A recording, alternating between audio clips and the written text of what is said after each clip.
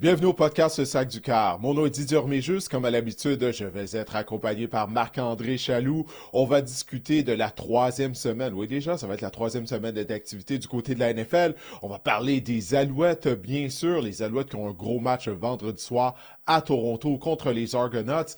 Et je vais recevoir à nouveau Nick Pierre-Masse qui, au cours du week-end, il était dans l'État du Texas. Il a assisté à la rencontre des Longhorns de l'Université du Texas. Et bien sûr, il a vu jouer Archer Manning. Alors, on va discuter de sa visite. Et Marc-André va y aller de ses recommandations en termes de fantasy football pour la troisième semaine d'activité dans la NFL. Guillaume, par la musique.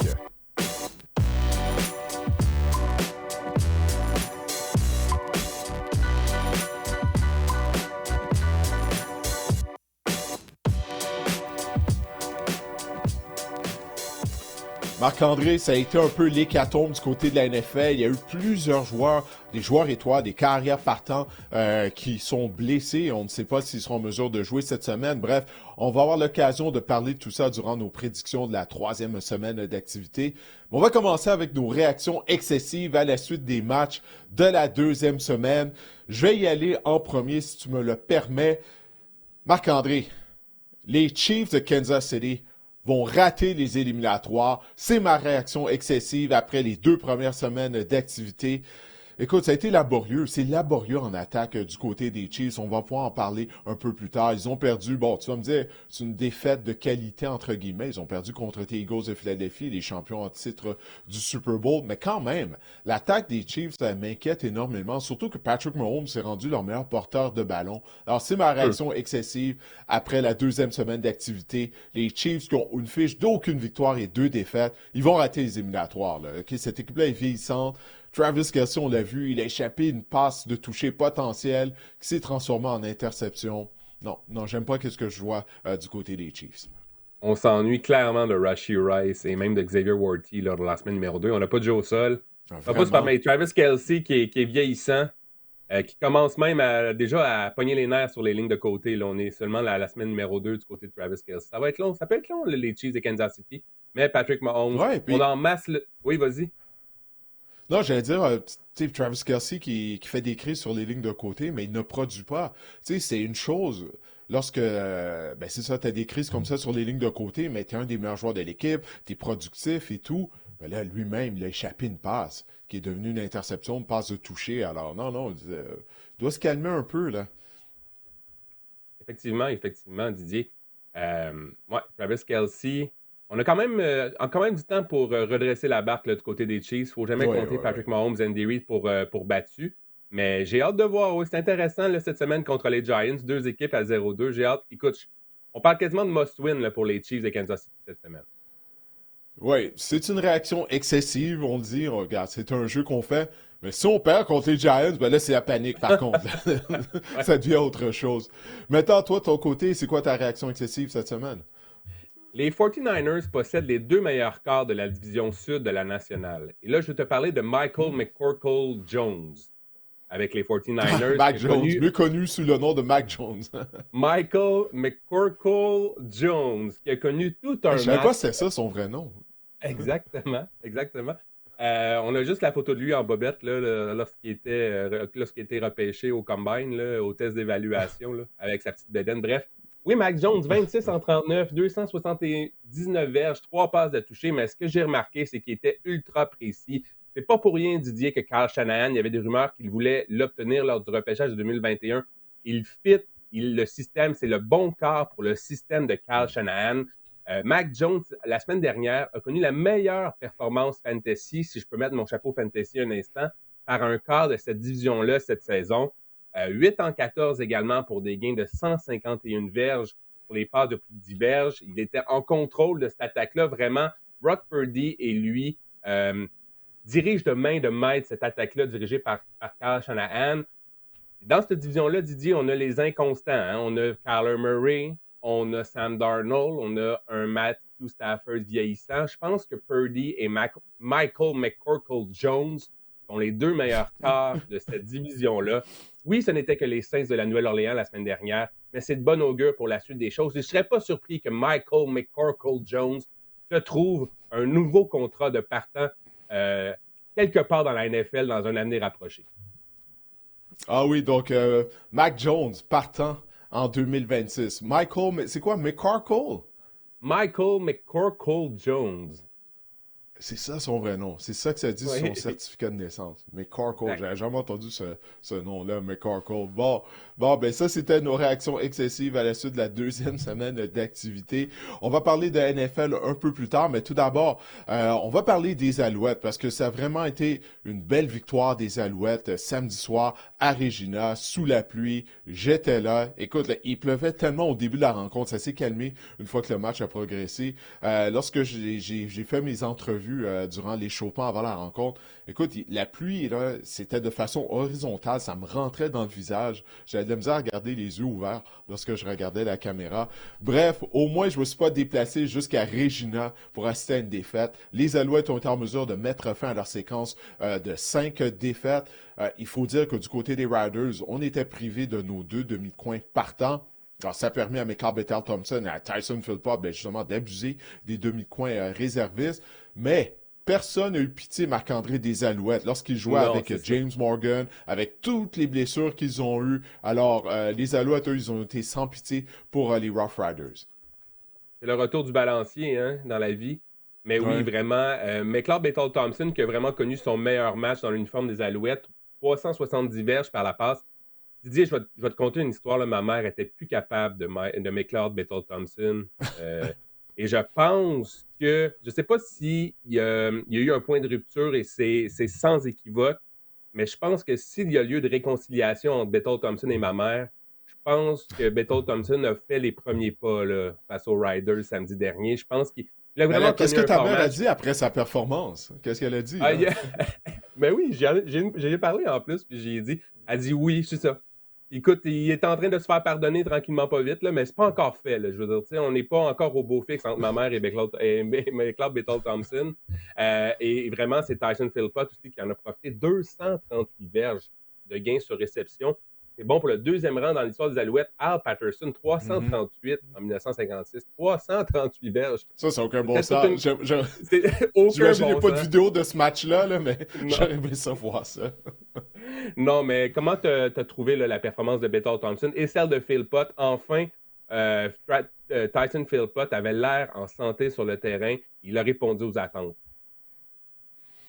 Oui, ça faisait longtemps. Là. Premièrement, les Alouettes ont marqué 48 points là, au Ouais. total. Il n'y a personne qui s'attendait à ça. Mais comme je l'ai dit, les Riders étaient sans leur demi-coin partant. Ils avaient un mauvais plan de match. Pierre Vacheval en a parlé tout au long de la rencontre. On laissait Carfala exhumer à un contre Tyson Philpott, qui est un des meilleurs receveurs de passe de la Ligue canadienne, sans aucune aide de la part des maraudeurs. Alors, tant mieux pour les Alouettes. On a fait qu'est-ce qu'on devait faire face à une équipe qui, elle aussi, avait des blessés. Mais je pense que ça va aider la confiance de McLeod Bethel-Thompson. Tu sais, je l'ai interviewé après la rencontre. Il a passé du temps assis en dessous du poteau des buts. Tu sais, une fois que le match s'est terminé, puis il pensait, tu sais, ça a été difficile pour lui. Là. Il n'y a Mhm. aucun joueur qui va avoir le genre de performance qu'il a eu. En plus de ça, il a subi une blessure au coude droit. Mais écoute, il a fait ce qu'il avait à faire. Chapeau à lui, chapeau à Tyson Philpott. Une chose que je veux dire à propos de McLeod Bethel-Thompson, Marc-André, c'est que lors de l'entraînement de mardi, il était présent, mais il n'a pas lancé de ballon. Okay? Il n'a pas lancé de ballon en raison de cette blessure à son coude droit. Jason Maas, après l'entraînement, il nous a dit que ça faisait partie, c'était planifié, là, qu'on allait lui donner des journées de congé afin de s'assurer qu'il soit en mesure d'affronter les Argonauts de Toronto. Jason Maas a dit qu'il n'y avait pas de raison afin de s'alarmer. Alors, Bethel Thompson devrait être à son poste vendredi soir contre les Argonauts. Mais au niveau de sa confiance, il avait besoin de ce genre de performance-là. Alors là, la question, c'est de savoir est-ce qu'il pourra être constant. Est-ce que je m'attends pas à ce qu'il gagne 370 verges à toutes les semaines contre les Argonauts de Toronto vendredi soir. Mais de ne pas être victime de revirement et de jouer avec constance, c'est ce que Jason Maas demande de McLeod Bethel-Thompson. Il a été capable de le faire à Regina. Alors, j'espère en tout cas que ça va lui permettre de jouer avec confiance. Je pense que c'est le mot-clé, là, parce qu'il y avait un manque de confiance de sa part là, lors de ses départs précédents. un mot aussi sur Stevie Scott qui a connu un match extraordinaire. 19 courses, 125 verges. Premier joueur des Alouettes à obtenir 100 verges au sol dans un match cette saison. Puis ça, c'était contre la meilleure défense contre la course de la Ligue canadienne jusqu'ici. Et par la bande, je pense également, en tout cas, à mon avis, ça a été le meilleur match de la ligne à l'attaque des Alouettes depuis le début de la saison aussi. Je pense que l'un ne va pas sans l'autre là, dans ce cas-ci. Je crois que c'est ça qui est le plus impressionnant de la part des Alouettes lors de cette rencontre-là. OK, oui, tu sais, as mentionné la performance historique de Tyson Philpott, mais encore une fois, tu sais, on jouait contre des joueurs réservistes. Mais là, contre la défense au sol des Rough Riders, là, c'est pas comme si là, il manquait 3 joueurs de ligne défensive du côté de la Saskatchewan. Alors, on a été en mesure de déplacer le front des Rough Riders. On a perdu Travis Stice, pauvre Travis Stice. Il obtenait le départ.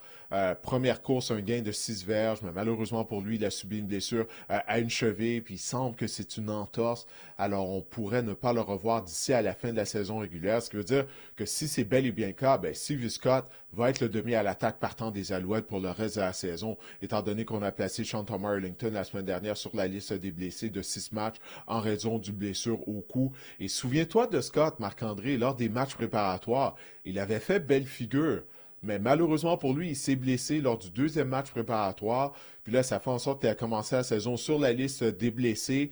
Mais heureusement qu'on a de la profondeur du côté des Alouettes. Alors Scott, tu sais, il est gros, c'est un gros bonhomme, mais il est quand même vif dans ses changements de direction, malgré son gros cabaret. Ça a été toute une performance. Je l'ai interviewé après l'entraînement de mardi, puis une des choses qu'il m'a dit, c'est que le fait qu'il était seul dans le champ arrière, ben, ça lui a permis justement de trouver son rythme. Puis on a vu ce dont il était capable. Difficile à rabattre au sol, hein, étant donné que c'est un porteur de ballon qui est costaud. Alors, une belle performance de sa part. Puis chapeau à lui aussi, puisqu'il a dû démontrer de la patience. Il a dû attendre pour avoir son tour. Puis il a livré la marchandise. Alors j'ai hâte de voir la suite des choses avec Stevie Scott dans le champ arrière, puisqu'il amène vraiment de la robustesse. Puis j'espère qu'on va continuer là, d'avoir un certain équilibre au niveau de la sélection de jeu. C'est quand même, il a couru 19 fois avec le ballon. Alors, ouais, une belle performance à part de Scott. Toi, qu'est-ce que tu as pensé justement de sa performance? Mais je pense que Stevie Scott, c'est le genre de porteur de ballon qui, justement, te parlait de trouver son rythme. C'est sûr que lorsque tu touches le ballon 1 ou 2 fois par game, 3 fois par match, c'est dur de prendre un rythme. Je pense que, tu sais, il y a des porteurs de ballon qui ont besoin, justement, tu sais, comme Derrick Henry, c'est un peu comme ça, là. Il va faire des courses de 2 verges, de 3 verges, de 2 verges, puis par un moment donné, poum!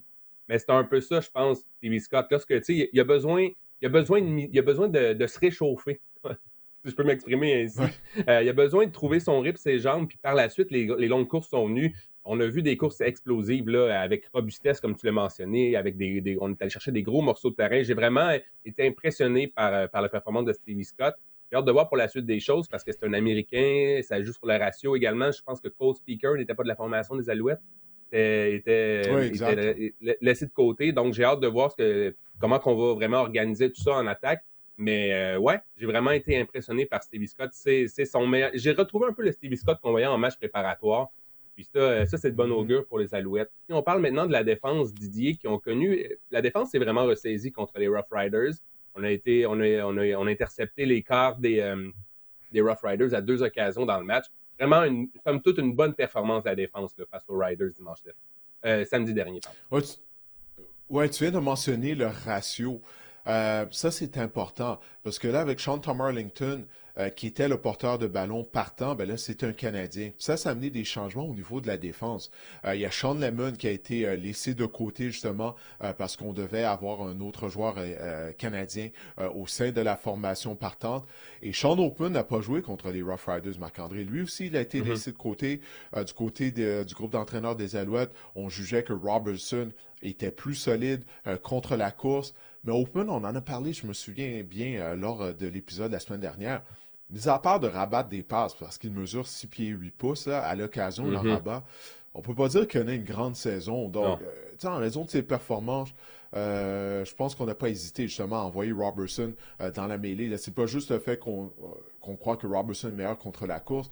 Sean Oakman, pour moi, c'est une déception cette année. Je m'attendais vraiment à plus de sa part. On a quand même accordé une trentaine de points. Bon, c'est face à une bonne attaque, celle des Rough Riders de la Saskatchewan, mais heureusement qu'on a été en mesure de provoquer des revirements du côté de la défense des Alouettes. Alors, je suis pas convaincu que l'unité défensive est nécessairement, c'est nécessairement replacée, mais le fait qu'on a provoqué des revirements, ben, ça, du moment que tu peux donner des possessions additionnelles à ton attaque, c'est un gros plus. Et on s'en souvient, il y a 2 ans, c'était la marque de commerce de cette unité défensive. Alors, avant d'aller voir le classement et le prochain match, j'aimerais t'entendre peut-être sur deux éléments d'actualité. Premièrement, Davis Alexander, il était de Oui. l'entraînement, mais il était présent à l'entraînement, mais ne s'est pas entraîné avec les Alouettes mardi. Oui, ben c'est la même chose qu'on voit depuis quoi, 3 semaines maintenant. Il est présent lors des entraînements, mais il ne joue pas avec l'attaque. Lorsque l'attaque va contre la défense, par moment, il travaille avec un des thérapeutes du sport sur les lignes de côté. Bref, Davis Alexander n'a toujours pas obtenu le feu vert de l'équipe médicale des Alouettes afin de revenir au jeu. Alors, comme Danny Machocha nous avait dit il y a quoi, environ 3 semaines, un mois, tant et aussi longtemps que les médecins ne lui donnent pas le feu vert, on veut être patient. Parce que Marc-André, la saison se déroule rapidement. Tu sais, je disais, lorsque j'ai commencé l'épisode, que ça va déjà être la 3e semaine d'activité du côté de la NFL. Ben, du côté de la Ligue canadienne, là, les Alouettes, il ne leur reste que 5 matchs à la saison régulière. Alors, si Alexander revient au jeu, puis il se blesse, là, c'est terminé. Là. S'il aggrave encore cette blessure aux ischio-jambiers, là, c'est terminé pour la saison. Là, ta mère, elle va devoir regarder jouer McLeod Thompson là, d'ici la fin de la saison. Alors, c'est ça, on veut pas prendre de chance du côté des Alouettes. C'est quoi? On peut se le permettre parce que cette victoire-là à Regina, on en avait besoin étant donné que les Argonauts, ils ont gagné la semaine dernière. Si les Alouettes avaient perdu, ben là, ils seraient à égalité avec les Argonauts de Toronto. Donc là, on a une marge de manœuvre, une petite marge de manœuvre. Alors, on veut utiliser ça du côté des Alouettes. On veut pas prendre de chance, Marc-André. On veut pas qu'Alexander se blesse à nouveau. C'est la chose à faire, surtout si McLeod Thompson peut continuer de bien jouer. Il reste du temps là avant que Alexander revienne au jeu, puis là qu'il retrouve la forme pour les éliminatoires. C'est le plan des Alouettes. Alors on va voir si ça va se dérouler comme il l'espère. Et les Alouettes se sont entendus sur une prolongation de contrat également avec Tyler Snead. Et ça s'inscrit un peu dans la mentalité de Danny Machocha. On fait signer des contrats à nos joueurs, à nos receveurs de passe, le Cole Speaker, Austin Mack, etc. Qu'est-ce que tu peux nous dire là-dessus? C'est une bonne nouvelle parce que Tyler Snead, c'est probablement c'est un gars qui travaille souvent dans l'ombre, mais c'est un gars, c'est probablement le receveur le plus courageux là, des Alouettes, qui va souvent dans le trafic. Bref, moi j'adore ce que Tyler Snead peut apporter aux Alouettes et je pense que les Alouettes ont bien fait de le récompenser. Ben, il a été le receveur le plus constant depuis le début de la saison du côté de l'attaque montréalaise. Une des raisons, c'est qu'il n'a pas été blessé comparativement à tous les autres receveurs, mais il est fiable. Et puis Jason Mars avait des bons mots pour lui après l'entraînement de mardi. Parce que Snead, comme tu l'as dit, il travaille un peu dans l'ombre malgré son petit gabarit. Regarde Tyler Snead, prends le temps durant les matchs. Marc-André, avec son petit gabarit, malgré tout, il bloque sur le jeu au sol. Là. Il est en mesure de bloquer des secondaires de ligne, même des fois des joueurs de ligne défensive, malgré le fait qu'il est petit. Comme Mars se disait, il n'y a rien qu'il ne peut pas faire. Parce qu'on a fait un jeu truqué plus tôt cette année, c'est lui qui a décoché la passe. Donc, il peut attraper le ballon, il peut lancer le ballon, il bloque. Lorsqu'on a besoin de lui au niveau des unités spéciales sur les retours de beauté, il peut les faire. Donc, il amène beaucoup. Il amène beaucoup au sein de l'équipe des Alouettes. Alors maintenant, il est lié à la formation montréalaise jusqu'à la saison 2027. Alors je crois vraiment que c'est une bonne nouvelle. Si on regarde maintenant le classement dans l'Est, les Alouettes ont maintenant une fiche de 6 victoires et 7 défaites. Du côté des Alouettes, on est à 4 points des Tiger Cats de Hamilton au premier rang dans la division. Didier, Toronto suit en 3e position avec 10 points en 13 rencontres. Donc, ce sera important pour les Alouettes vraiment de connaître du succès contre les Argonauts vendredi prochain. C'est d'ailleurs le prochain match des Alouettes. Alouette Argos, vendredi 19h. Qu'est-ce que tu vas surveiller lors de ce match-là, Didier? La question est de savoir qui sera la carrière des Argonauts de Toronto, parce que Nick Arbuckle n'a pas été en mesure de terminer le match la semaine dernière. Il s'est blessé et puis il ne s'est pas entraîné mardi. Alors, il a subi une blessure à un mollet.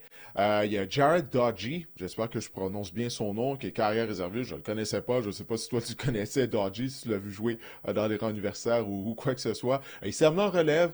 Il a permis aux Argonauts de l'emporter. Alors, peut-être que Dodgy pourra obtenir le premier départ de sa carrière face aux Alouettes. Ou est-ce que Chad Kelly va finalement effectuer un retour au jeu? Tu vois, on n'en parle même plus de Chad Kelly qui s'était fracturé une jambe dans le cadre de la finale de l'Est contre les Alouettes au mois de novembre dernier. Alors, tu sais, ça fait presque un an là, que Chad Kelly n'a pas joué. Alors, c'est ce que je vais surveiller. Peu importe, que ce soit Chad Kelly ou Dodgy au poste de quart, ok, si Arbuckle n'est pas en mesure de jouer, les Alouettes ne peuvent pas échapper ce match-là. Parce qu'ils vont soit affronter le carrière numéro 3 des Argonauts ou Chad Kelly qui va prendre part à son premier match de la saison. Écoute, c'est là, l'opportunité, elle est là pour les Alouettes de s'assurer du deuxième rang de la section Est, parce que là, on peut oublier la première position. On vient de voir le classement, on a un retard de 4 points contre les Tiger Cats de Hamilton, et on a perdu 2 fois contre les Tiger Cats. Alors, avec 5 matchs à jouer, il faudrait devancer Hamilton. Ça, fort probablement, ça ne va pas arriver à moins qu'Hamilton se met à perdre tous ses matchs qu'il reste. Alors, pour les Alouettes, c'est ça, c'est une opportunité en or vendredi soir. Surtout si les Argonauts jouent avec Dodgy au poste de quart, de prendre une sérieuse option sur le deuxième rang de la division Est et par conséquent d'une place en éliminatoire. Les Alouettes ont déjà battu les Argonauts 2 fois cette saison, donc on a le bris d'égalité là, Oui. en cas d'égalité avec les Argonauts au classement. Donc oui, comme tu dis, pour le deuxième rang dans l'Est, là, ce match-là est quand même ultra important pour les Alouettes. J'ai bien hâte de voir Didier. Voilà, ça complète un peu notre tour d'horizon des actualités chez les Alouettes de Montréal. Oui, Marc-André. Et je vais inviter les gens, encore une fois, à participer au tournoi de golf de la Société Alzheimer de Montréal. J'ai l'occasion d'être coprésident d'honneur du tournoi de golf qui va avoir lieu le 23 septembre au club de golf Saint-Raphaël. Ma famille a été directement touchée par cette maladie. Ma mère souffrait d'Alzheimer. La Société Alzheimer de Montréal vient en aide justement aux familles qui ont des membres de leur famille qui sont atteints par des troubles neurocognitifs. Et ce qu'il y a de génial de la part de la Société Alzheimer de Montréal, c'est que l'aide qu'on amène aux familles, aux gens qui souffrent de maladies, de troubles cognitifs, c'est quelque chose de personnalisé, l'aide qu'on donne à ces gens-là. Et malheureusement, il y a de plus en plus de gens qui souffrent de troubles cognitifs, étant donné que la population est vieillissante. Alors, si vous n'êtes pas en mesure de participer au tournoi de golf, allez sur le site de la Société Alzheimer de Montréal et faites un don, parce qu'il y a de plus en plus de gens qui ont besoin justement de cette aide. Et maintenant, écoutez, avant de parler de la NFL, comme je vous ai dit à l'ouverture de l'épisode du podcast, je me suis entretenu avec Nick-Pierre Masse. Encore une fois, il y a 2 semaines, il était au Brésil. C'est un vrai globe-trotter, Nick. Alors, il était au Brésil pour le match entre les Chiefs et les Chargers. Puis là, le week-end dernier, il était à Austin, dans l'État du Texas. Il était sur le campus de l'Université du Texas. Il assistait à la rencontre entre Texas et Texas El Paso et il a pu voir jouer Arch Manning. Avant le début de la saison, il y a des gens qui croyaient qu'il allait être le tout premier choix du prochain repêchage. Arch Manning connaît vraiment une saison difficile. Alors voici mon entretien avec Nick-Pierre Masse. Nick, tu as continué à voyager. Après le Brésil, là, tu te retrouves au Texas et tu as assisté à la rencontre entre l'Université du Texas et Texas El Paso samedi après-midi. Tout d'abord, décris-moi l'ambiance, parce que c'est un des plus gros stades au football universitaire. La capacité est de plus de 100 000 personnes. Alors, c'était comment d'assister à une rencontre des Longhorns à Austin? Exactement, Didier. Après avoir quitté Sao Paulo au Brésil, je me suis retrouvé à Austin au Texas et on a pu assister à ce fameux match entre l'Université du Texas et UTEP, donc l'Université du Texas à El Paso. Puis, il y avait plus de 100 000 personnes, comme tu as dit. Il y avait 102 025 personnes qui ont assisté. Là. En comparaison, la dernière finale de la Coupe du Monde au Qatar, il y a 88 000 personnes qui ont assisté à ce match-là. Donc, l'ambiance était exceptionnelle. Le stade était plein. J'arrivais pas à y croire, moi, qui ai joué au football universitaire ici au Canada. Il y a une méchante différence quand même, mais l'ambiance exceptionnelle, vraiment. C'est pas comme d'autres matchs de l'ANC que j'ai pu faire où c'est assez rural, où le stade est situé, puis on a beaucoup d'espace pour des automobiles, des vannes pour faire des tailgates. C'est plutôt comme une ville. C'est vraiment au milieu de la ville, il y a tout le campus étudiant. Donc, de voir tous ces Américains du Texas marcher pour se rendre au match, je m'attendais moins à ça. Je m'attendais à voir des pick-up, des gros camions. Mais vraiment, il y avait tout plein d'activations autour du stade. Puis, l'ambiance était électrisante. Est-ce que c'est le plus gros stade dans lequel tu assistais à un match de football pendant qu'on voit les images là, de ton entrée, puis la vue qu'on a, là, écoute, c'est une mer de monde là, qui était présent à la rencontre, comme tu disais. Faudrait voir, j'ai pu assister à un match de Penn State dans le temps où Malik Mega, Montréalais, jouait encore pour eux. Et ça aussi, c'était, je pense, plus de 100 000 personnes. Donc, ça se joue peut-être à 100 ou 1000 personnes près. Faudrait voir, mais c'est définitivement top 2 des plus grandes ambiances football que j'ai vues. Puis, il faut quand même le donner aux Texans. Le football chez eux, c'est une véritable religion. Et tout ce qu'il y a autour du match, donc on parle des cheerleaders, des majorettes. Il y a l'équipe de cheer, il y a l'équipe de majorette, il y a aussi l'équipe de danse. Il y a toute la fanfare. Il y a comme 1000 activation autour du match de football qui fait que l'ambiance est d'autant plus électrisante et tu as l'impression que c'est un événement d'envergure. Pour rien enlever à Penn State, ça reste dans le nord-est des États-Unis, dans un état où il y a tout plein d'autres choses. Il faut se rappeler qu'à Austin, il n'y a pas d'autres équipes professionnelles. Pour eux, c'est leur équipe professionnelle, malgré que c'est du sport amateur. Entre guillemets, hein, parce que les joueurs sont très, très bien payés aujourd'hui. Bon, les joueurs sont payés maintenant. On n'est plus obligé de faire semblant. Les joueurs sont payés. Voilà. Mais j'ai peur de me faire taper sur les doigts. Mais vraiment, non, c'est une des ambiances les plus électrisantes que j'ai vécues. Ouais, écoute, moi, j'ai eu la chance de jouer devant près de 100 000 personnes, justement, à Happy Valley, à Penn State, lorsque j'étais à l'université Toledo, puis on avait gagné le match en plus, on avait battu les Lions. Mais écoute, c'est une expérience que je vais me souvenir toute ma vie. En fait, c'est mon plus beau souvenir au football durant ma carrière universitaire, parce que de se présenter sur le terrain avec 100 000 personnes, tu as l'impression que le terrain, il tremble, là, lorsque la foule devient bruyante. Quoique la foule n'a pas été bruyante très longtemps, étant donné qu'on a pris l'avance, puis ça avait été une grande surprise qu'on soit en mesure de vaincre les Lions. Mais c'est ça, là, de jouer devant 100 000 personnes. J'aimerais ça que tout footballeur soit en mesure de vivre ça, parce que c'est vraiment une expérience qui est vraiment, mais vraiment unique. Mais écoute, puis donc, tu as eu la chance de voir jouer Arch Manning. Arch Manning, pour les gens qui ne le connaissent pas, ben oui, fait partie de la famille de Eli et de Peyton Manning. C'est le fils du grand frère de Peyton et Eli, Cooper Manning. Cooper, lui, est un ancien receveur de passe. Il n'a pas joué dans les rangs professionnels, toutefois pas même universitaire, si je me souviens bien.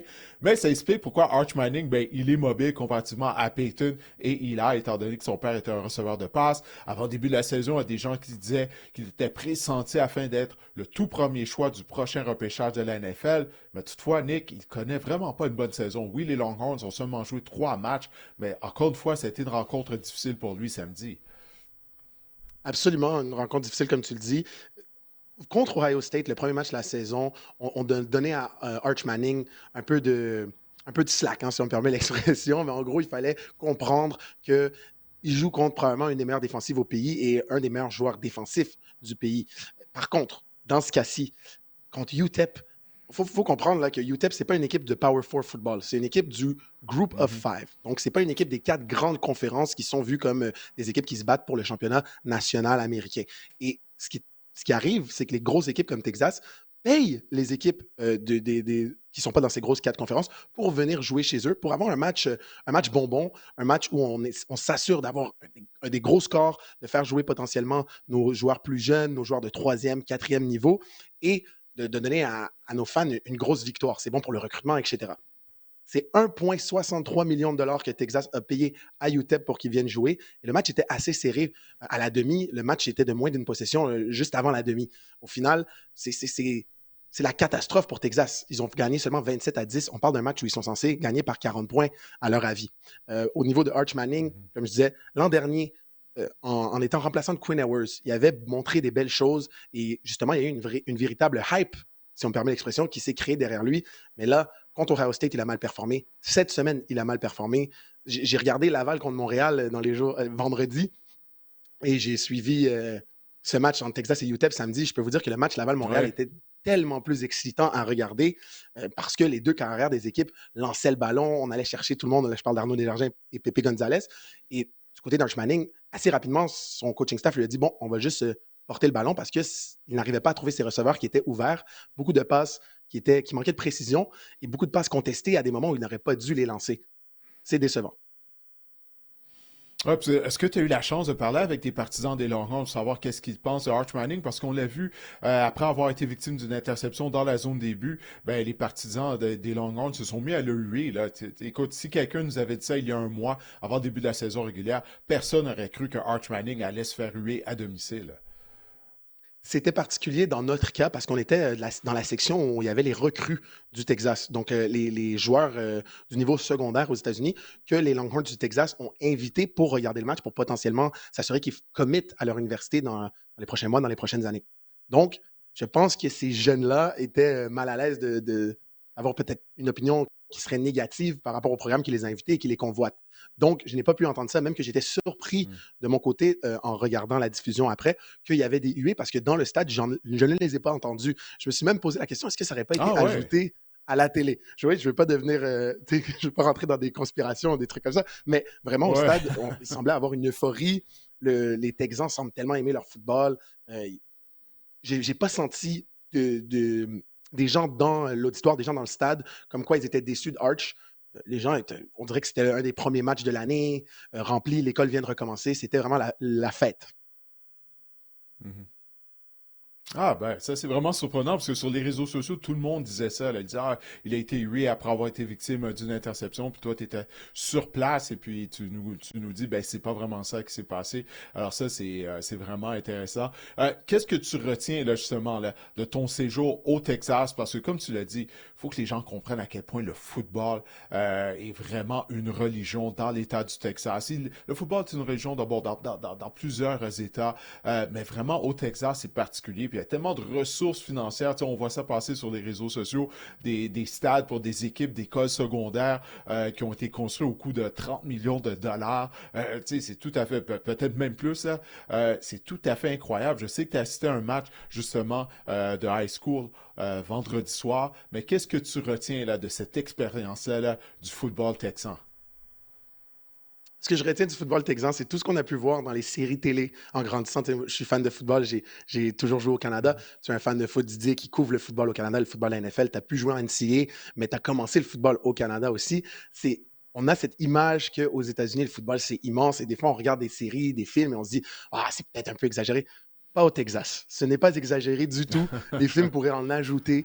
J'étais choqué. Le match de high school, comme tu le dis, c'était le homecoming d'une des deux équipes et le nombre de choses qui sont mises en place, les marching bands, donc les fanfares des deux équipes secondaires, les deux se sont déplacés. Toutes les équipes de cheerleading, les équipes de danse, les équipes de majorette des deux équipes se sont déplacées. Il y avait un spectacle de la demi qui a duré 40 minutes. C'est comme plus long qu'un spectacle du Super Bowl. C'était 40 minutes. Moi, en tant qu'ancien joueur, je me dis, mais comment les joueurs font pour rester échauffés? Et pour eux, c'est normal. Même que j'ai parlé à un père de famille qui était impliqué aussi dans le secondaire. Je pense qu'il était photographe. Puis il m'a dit, c'est le fun de voir que des étrangers viennent regarder notre petit football de niveau 4A au Texas parce que c'est même pas les plus grands écoles secondaires qui sont 5A ou 6A, qui sont les écoles les plus grandes. Donc, pour eux, c'est même pas impressionnant ce qui se passe. Donc, c'est vraiment ce que je retiens du football au Texas. Petite anecdote, il y a quelqu'un qui m'a écrit un Français qui suit le football là-bas, parce qu'il faut savoir qu'il y a des ligues de football professionnel en Europe depuis quelques années, dont l'European League of Football, l'ELF, qui est la ligue la plus crédible en ce moment. Puis il m'a dit, c'est incroyable, je regarde ce que tu mets sur les réseaux sociaux. À ce match de secondaire, il semblait avoir une audience plus élevée qu'un match de l'European League of Football, de la Ligue européenne de football. Et ensuite, c'est lui qui a pris le temps de m'écrire quand je suis allé au match université de Texas contre UTEP. Mon Dieu, il y a plus de monde qu'à une finale de la Coupe du monde de soccer. Donc, je pense que c'est la meilleure manière de résumer ce que j'ai vécu au Texas. Ah ben écoute, je suis content que tu aies eu la chance de vivre cette expérience. Je sais que tu vas continuer à voyager au cours des prochaines semaines. Tu viens de mentionner tes réseaux sociaux. Où est-ce que les gens peuvent te suivre, Nick? Bien sûr, je vais te taguer dans la publication de l'extrait. Mais écoute, je te cède la place. Alors, où est-ce que les gens peuvent suivre tes aventures internationales? Merci beaucoup, Didier. Sur Instagram, on peut me suivre cette semaine. Donc, c'est le chiffre 7. Ensuite, SEMAINE. C'est un petit jeu de mots. Et aussi sur TikTok, Sans Stress Média. Et sur Instagram aussi, Sans Stress Média. Et puis, on a un podcast de football qui s'appelle Sans Stress que vous pouvez retrouver sur toutes les plateformes où vous écoutez votre podcast. Donc, comme le podcast de Didier Le Sac du Corps, c'est un podcast qui me tient à cœur aussi. Et c'est avec mon associé Léo Sartel, qui est présentement le YouTuber francophone football le plus suivi sur la planète. Juste ça, donc je dois lui donner ses fleurs. On travaille ensemble à temps plein sur nos projets football. Bon, ben, c'est excellent. Écoute, continuez votre beau travail, puis j'espère qu'on va avoir la chance de collaborer à nouveau à la suite de tes voyages. Merci beaucoup, Didier, puis merci de m'avoir. J'apprécie vraiment, puis j'adore ce que tu fais.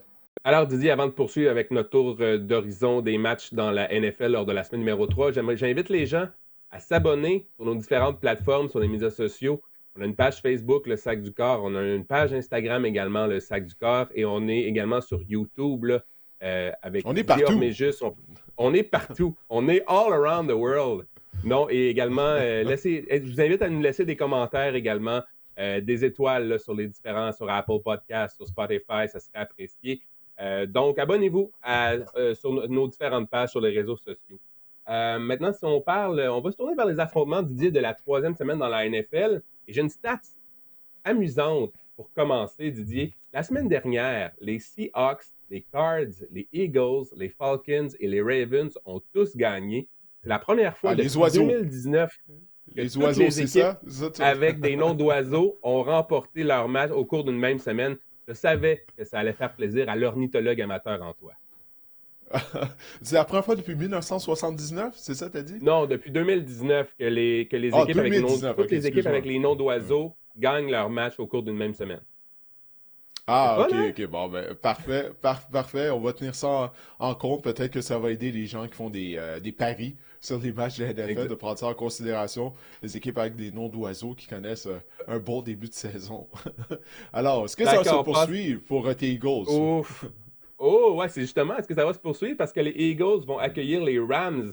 Les Rams qui ont une fiche de 2 victoires, aucune défaite. Les Eagles, même chose également, 2-0. Les Eagles sont favoris par 3,5 au preneur au livre. Et j'ai hâte de voir si les Rams vont, en 2025, les Rams édition 2025, devrais-je dire, vont trouver une façon Ils vont avoir trouvé une façon durant l'été d'arrêter Saquon Barkley, qui a obtenu en 2 matchs l'année dernière, un en saison régulière et un en séries éliminatoires, 460 verges au total et 4 touchés contre la troupe de Sean McVay. Oui, puis les Eagles avaient éliminé les Rams, on s'en souvient, lors d'une rencontre éliminatoire. Moi, je vais choisir les Rams parce que là, je pense que leur fierté a été... ils ont été blessés au niveau de la fierté. Tu viens de mentionner les statistiques lorsqu'ils ont affronté Saquon Barkley l'année dernière. Saquon s'est amusé contre eux. Je pense que ça va arriver pour un 3e match de suite là, contre les Rams. À un certain moment donné, là, du côté de la défense des Rams, on met sur un bon front défensif. On doit se dire, OK, assez, c'est assez. On ne va pas laisser Saquon s'amuser contre nous. Alors que du côté de l'attaque des Rams, la semaine dernière, on a eu un lent début de match contre les Titans du Tennessee. Mais en 2e demi, ben là, on s'est mis en marche. En fait, écoute, les Titans avaient l'avance à la mi-temps contre les Rams de Los Angeles. Mais Matthew Stafford a vraiment été solide en 2e demi. Puka Nacua a connu un fort match. Puis la tertiaire des Eagles, est-ce qu'elle va être en mesure justement? La semaine dernière, on affrontait les Chiefs qui n'ont pas vraiment de receveurs, mais là, moi, c'est la confrontation que je vais surveiller. Cette tertiaire des Eagles de Philadelphie, surtout le demi de coin à l'opposé de Quinton Mitchell. Okay, on a eu beaucoup d'ennuis lors de la première semaine d'activité. Là, on n'a pas vraiment été mis à l'épreuve contre les Chiefs. Mais là, face à Puka Nacua, Davante Adams, est-ce que la tertiaire va tenir le coup? Moi, j'ai des doutes. Je choisis les Rams pour l'emporter. J'avais également ça dans mes notes, Didier. Situation du 2e demi de coin des Eagles qui inquiète. Davante Adams pourrait connaître un autre fort match. La semaine dernière, il a obtenu plus de 100 verges de gains sur réception pour la première fois dans l'uniforme des Rams. Moi aussi, je pense que ça va se passer également dans les tranchées. Là. La ligne à l'attaque des Eagles face au front défensif impitoyable des Rams. Mais Didier, je voulais te parler peut-être de Jalen Hurts qui a obtenu 101 verges de gains par la passe la semaine dernière. Je pense que les Eagles, on trouve des façons de gagner. On a d'excellents plans de match. Et l'attaque des Eagles n'a pas besoin d'en faire beaucoup. Jalen Hurts n'a pas besoin d'en faire beaucoup pour que les Eagles gagnent. Les Eagles ont gagné 16 matchs de suite lorsque Jalen Hurts est au poste de quart et complète le match. Et dans 6 de ces 16 matchs-là, Jalen Hurts a passé pour moins de 150 verges. Donc, ça ne m'inquiète pas. On a vu une séquence là, sur le terrain là, avec Chris Jones la semaine dernière qui disait à Jalen Hurts que tu pour 100 verges de gain, puis comme je m'en fous, j'ai gagné la rencontre. Ben, c'est un peu ça, les Eagles. Je trouve qu'on est une machine bien rodée. On a plusieurs façons de pouvoir battre l'adversaire. Et moi, je pense que les Eagles vont quand même l'emporter cette semaine contre les Rams. Mais j'ai bien hâte de voir comment, justement, le deuxième demi de coin, qu'est-ce qu'on va faire là, dans la tertiaire pour contrer les 2 receveurs étoiles des Rams? Ouais, tu sens une verge par la passe contre les Chiefs de Kansas City. Je suis d'accord avec tout ce que tu viens de dire en passant. Mais la seule question, c'est de savoir, A.J. Brown va endurer ça pendant combien de temps? Attention, l'année passée, il a chialé. Là. Lorsque les Eagles gagnaient, on gagnait, mais par l'attaque, par la voie aérienne, on n'était pas très productif. Puis à un moment donné, bon, je me souviens, après un match, les Eagles avaient gagné, mais A.J. Brown n'était pas content lorsqu'il avait rencontré les journalistes. Là, ça fait 2 matchs. Là. Même lors de la première semaine d'activité, là, il n'a pas été énormément ciblé. Il va endurer ça pendant combien de temps? Là? C'est ton club, c'est ton équipe. Qu'est-ce que tu penses de ça, là, toi? Je sais pas, j'ai pas d'opinion, mais la rumeur veut que A.J. Brown a déjà rapporté 6 livres à la bibliothèque depuis le début de la saison. OK. Alors, est-ce qu'il va sortir les 6 livres sur les lignes de côté contre Ça veut les dire Rams si il n'est pas ciblé? Ça veut dire qu'il y en a lu beaucoup déjà sur les lignes de côté, peut-être. C'est tout ce que j'ai à dire là-dessus. Mais oui, j'ai hâte de voir. Mais comme je vous dis, je pense que l'attaque des Eagles, ça dépend vraiment du plan de match. L'attaque passe par le jeu au sol. On essaie de limiter également Jalen Hurts. Depuis 2 ans, on lui enlève de la pression sur les épaules. Puis je pense que c'est une bonne chose. C'est sûr que les Eagles comptent sur 2 excellents receveurs de passe qui, je sais, là, je peux peut-être mettre encore une fois mon chapeau fantasy pour 3 secondes. Je pense pas que les Eagles, ça va être les receveurs comme Brown, comme Devontae Smith, ça va être des performances, des hauts et des bas en cours de saison. Puis vous allez voir à la fin de la saison, ils vont être. A.J. Brown risque d'être parmi le top 10 là, pour les verges cumulées, selon moi. Mais quand même, ce n'est pas des receveurs sur qui. Ce ne sont pas des vaches à lait ou des receveurs sur qui, à chaque semaine, ont besoin de voir 6, 7, 8 ballons dirigés vers eux autres pour connaître du succès. Mais je pense que les Eagles connaissent la recette. On a déjà gagné un Super Bowl comme ça. Et je pense qu'on poursuit dans la même veine et c'est une bonne chose. Ah, ton cœur de partisan des Eagles vient de parler. Mais devant Devontae Smith, tout un catch qu'il a réussi là, à la fin du 4e quart sur le 3e essai et 10. Il s'est ajusté au ballon, il a contorsionné son corps dans les airs. En tout cas, c'était vraiment toute beauté. Parlant de tout un catch, ça m'amène à vous parler de l'autre match. Isaac Tesla des Lions, 2 catchs dans la NFL et 2 catchs spectaculaires. Dire que celui de la semaine dernière, c'était pas son plus beau catch de sa carrière dans la NFL. C'est pas peu dire. Donc, les Lions, avec une fiche de 1-1, vont affronter les Ravens qui ont une fiche également de 1 victoire et 1 revers. C'est évidemment le match du lundi soir. C'est un match vraiment à ne pas manquer. Quelle confrontation du lundi soir. Baltimore est favori par 4,5 en ce moment. Et les Ravens, Didier, vont-ils pouvoir inscrire 40 points dans un 3e match consécutif? Ils ont inscrit 40 points lors des 2 premiers matchs. La 5e équipe depuis 2000 a réalisé ce fait d'armes et 2 des 4 équipes à avoir réalisé ce fait d'armes ont accédé au Super Bowl lors de cette même année. Donc, j'ai hâte de voir si les Ravens vont pouvoir poursuivre là, sur leur lancée. Oui, ben ça va être un test pour les 2 unités défensives, Marc-André. Ça va être un test pour la défense des Lions, justement. Est-ce qu'on va être en mesure là, de faire en sorte que Baltimore ne va pas marquer 40 points pour un 3e match de suite? Mais la défense des Ravens, la semaine dernière, elle n'a pas été mise à l'épreuve. Là, on s'entend là, face aux Browns, Joe Flacco. Écoute, Flacco, je pense qu'il y a eu une moyenne de verges par passe complétée de moins de 5 verges. Là. C'était vraiment pitoyable, les Browns en attaque. Bref, là, on n'a pas été mis à l'épreuve. Souviens-toi, là, la débandade complète de l'unité défensive des Ravens de Baltimore en 2e demi, en particulier au 4e quart, face à Josh Allen et les Bills lors de la première semaine d'activité. Alors, autant du côté de la défense des Lions que celle des Ravens, ce match-là, ça va vraiment être un test. Les Lions, la semaine dernière, face aux Bears de Chicago, ben là, on a revu quelque chose qui ressemblait à l'attaque des Lions en 2024. On a marqué une 50aine de points. Tout le monde a contribué. On a marqué 7 touchés, 511 verges d'attaque, 5 passes de toucher pour Jared Goff. David Montgomery a inscrit un touché. Jeremy Gibbs également. Jameson Williams a touché sur 44 verges. Un jeu explosif. la défense des Bears, c'était le remède pour l'attaque des Lions de Détroit. Alors, j'ai hâte de voir. Est-ce que là, on va pouvoir jouer avec constance du côté de l'attaque des Lions? Oui, ça a bien été la semaine dernière. Est-ce qu'on peut reproduire ça? Je ne parle pas là de gagner 500 verges d'attaque contre Baltimore, là, on s'entend, mais est-ce que l'attaque va bien jouer? Parce que moi, j'avais été troublé par la première semaine d'activité, mais là, la semaine dernière, on s'est replacé. Ben, ça va être un autre test. Ça va être un test beaucoup plus difficile à Baltimore. On a tellement dit durant l'entre-saison que c'était Ben Johnson, le grand Manitou, derrière l'attaque des Lions. Je pense que les Lions ont lancé un message contre les Bears dans le sens que c'est les joueurs aussi qui, sur le terrain, qui exécutent des plans de match. C'est à cause des joueurs aussi que l'attaque était prolifique. Je pense qu'on a vu ça également. J'ai adoré la performance de Jared Goff, d'Amon-Ra St. Brown. Bref, les Lions, tout le monde a touché au ballon, tout le monde a été touché. Jameer Gibbs, David Montgomery, tu en as parlé. J'ai hâte de voir Jared Goff après une performance de 5 touchés. 5 passes de toucher, est-ce qu'il va pouvoir répéter à l'extérieur, à l'étranger, face aux Ravens qui ont une bien meilleure défense que celle des Bears? Ça reste à voir, Didier. Mais oui, moi, je prends les Ravens pour l'emporter dans ce match du lundi soir. Baltimore fiche de 18-2 lors de leurs 20 derniers matchs à heure de grande écoute, prime time, comme on dit en anglais. Donc, 18-2, c'est dur à battre. Je pense que les Ravens vont l'emporter à domicile, mais je m'attends à des feux d'artifice.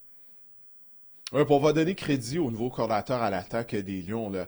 John Morton. Il a apporté des ajustements. Tu sais, as parlé du fait que tout le monde a contribué. Ça part du plan de match aussi, là. Donc, je pense qu'il faut mentionner au moins le nom de John Morton. Moi aussi, je choisis toutefois les Ravens afin de gagner cette rencontre. Les Cardinals, Kyler Cole Murray, qui ont une fiche de 2-0, vont affronter les Niners à San Francisco et Michael McCorkle-Jones, potentiellement. Quoique, Kyle Shanahan a mentionné que Brock Purdy pourrait peut-être jouer. Moi, je pense plus que c'est de la boucane, que c'est de la poudre aux yeux. Je pense que ce sera Mac Jones encore une fois. Les 49ers sont favoris par 1,5 au preneur au livre. J'aimerais peut-être t'entendre parler de la défense des 49ers de San Francisco, Didier, qui, moi, me surprend depuis le début de la saison. Avec le retour de Robert Saleh, on a accordé le 6e plus bas total de verges dans la NFL lors des 2 premiers matchs. On parle beaucoup de l'attaque, des blessures du côté des Niners, mais la défense, là, elle tient son bout en début de saison. Oui, ça a aidé qu'on a affronté les Saints de la Nouvelle-Orléans. Aussi, il faut toujours tenir compte de ça dans l'équation. Mais Robert Saleh est un bon coordonnateur, Marc-André.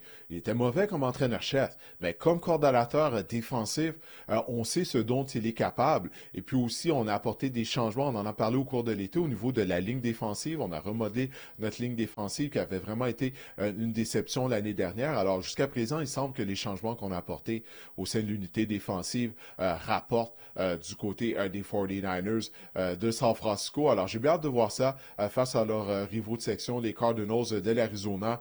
Les Cardinals qui ont connu un début de match canon contre les Saints de la Nouvelle-Orléans la semaine dernière. À un certain moment donné, on a pris une avance de 27-9 contre les Saints. La marque finale a été serrée. On a fait une sieste, Marc-André. On est tombé endormi, là. Okay? C'était trop facile contre les Saints. On a mis le cruise control sur l'autoroute. Oui, c'est ça qui est arrivé, j'ai l'impression, vraiment, du côté des Cards. Mais ça a été un bon match de la part de Kyler Murray. Écoute, comme ça a mentionné, les Cardinals ont une fiche maintenant de 2 victoires et aucune défaite. Mais j'ai aimé qu'est-ce que j'ai vu de la part de Kyler Murray. Mais encore une fois, on va devoir attendre la deuxième moitié de la saison du côté de l'Arizona. Tu sais, parce que combien de fois on a vu les Cards avoir des bons débuts de saison, puis là, après ça, en deuxième moitié de saison, c'est comme ça, on manque d'essence, tu sais, pour rester dans un thème de voiture, là. Tu parlais du cruise control. C'est comme ça, on remplit pas la tank à gaz, comme on dit en bon français, au complet. Puis là, après ça, on n'a pas assez d'essence pour terminer la saison régulière. Donc, j'ai bien hâte de voir ça. Je vais choisir les Cardinals pour l'emporter. OK? J'aime... Qu'est-ce que j'ai vu là, à part le 4e quart, bien sûr, là, lorsqu'on s'est endormi, mais j'aime qu'est-ce que je vois défensivement de la part de l'Arizona. Encore une fois, Will Johnson, le demi de coin d'ancien de Michigan, choix de 2e ronde, a bien joué contre les Saints. Mac Jones, c'est quoi son nom encore? Mike, c'est quoi? Michael McCorkle-Jones. Ouais, Michael McCorkle-Jones. Ouais, McCorkle. En tout cas, peu importe, Mac Jones. OK. Si tu fais le Red Zone, là, Didier, en fin de semaine, j'aimerais que tu l'appelles Michael McCorkle. pour... OK, j'ai jusqu'à dimanche pour préparer pour pratiquer la prononciation Oui. de son nom. Je vais le faire, inquiète-toi pas. Je vais le mentionner au moins une fois, ça c'est sûr. Tout ça pour dire, statistiquement, il a connu un bon match, mais il y a eu certaines de ses passes, tu sais, par moment, écoute, c'était son premier départ de la saison. Mais je vais pas lui donner le bénéfice du doute. J'aime encore une fois qu'est-ce que je vois de la part de la défense des Cardinals. Alors, je choisis l'Arizona pour l'emporter. Les Cards, oui, les Cards qui pourraient être 3-0. Didier, je suis pas d'accord. C'est une Une erreur, victoire tu des penses? Cards contre les Panthers et les Saints.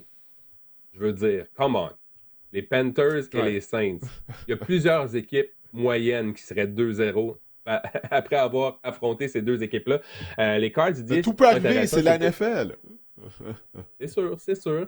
Les Cards, ce qui est intéressant à surveiller aussi, c'est qu'il y a plusieurs joueurs qui n'ont pas terminé en défense. Je pense qu'il y a 4 joueurs qui n'ont pas terminé en défense du côté des Cards lors du dernier match. Moi, je prends les 49ers pour l'emporter face aux Cards parce que je pense que les Cards là, vont... Comme tu l'as dit, on a de la misère à terminer. Je pense que c'est un masque en ce moment dans notre visage du côté des Cards. Je pense que C'est possible. les 49ers vont enlever ce match-là, ce masque-là.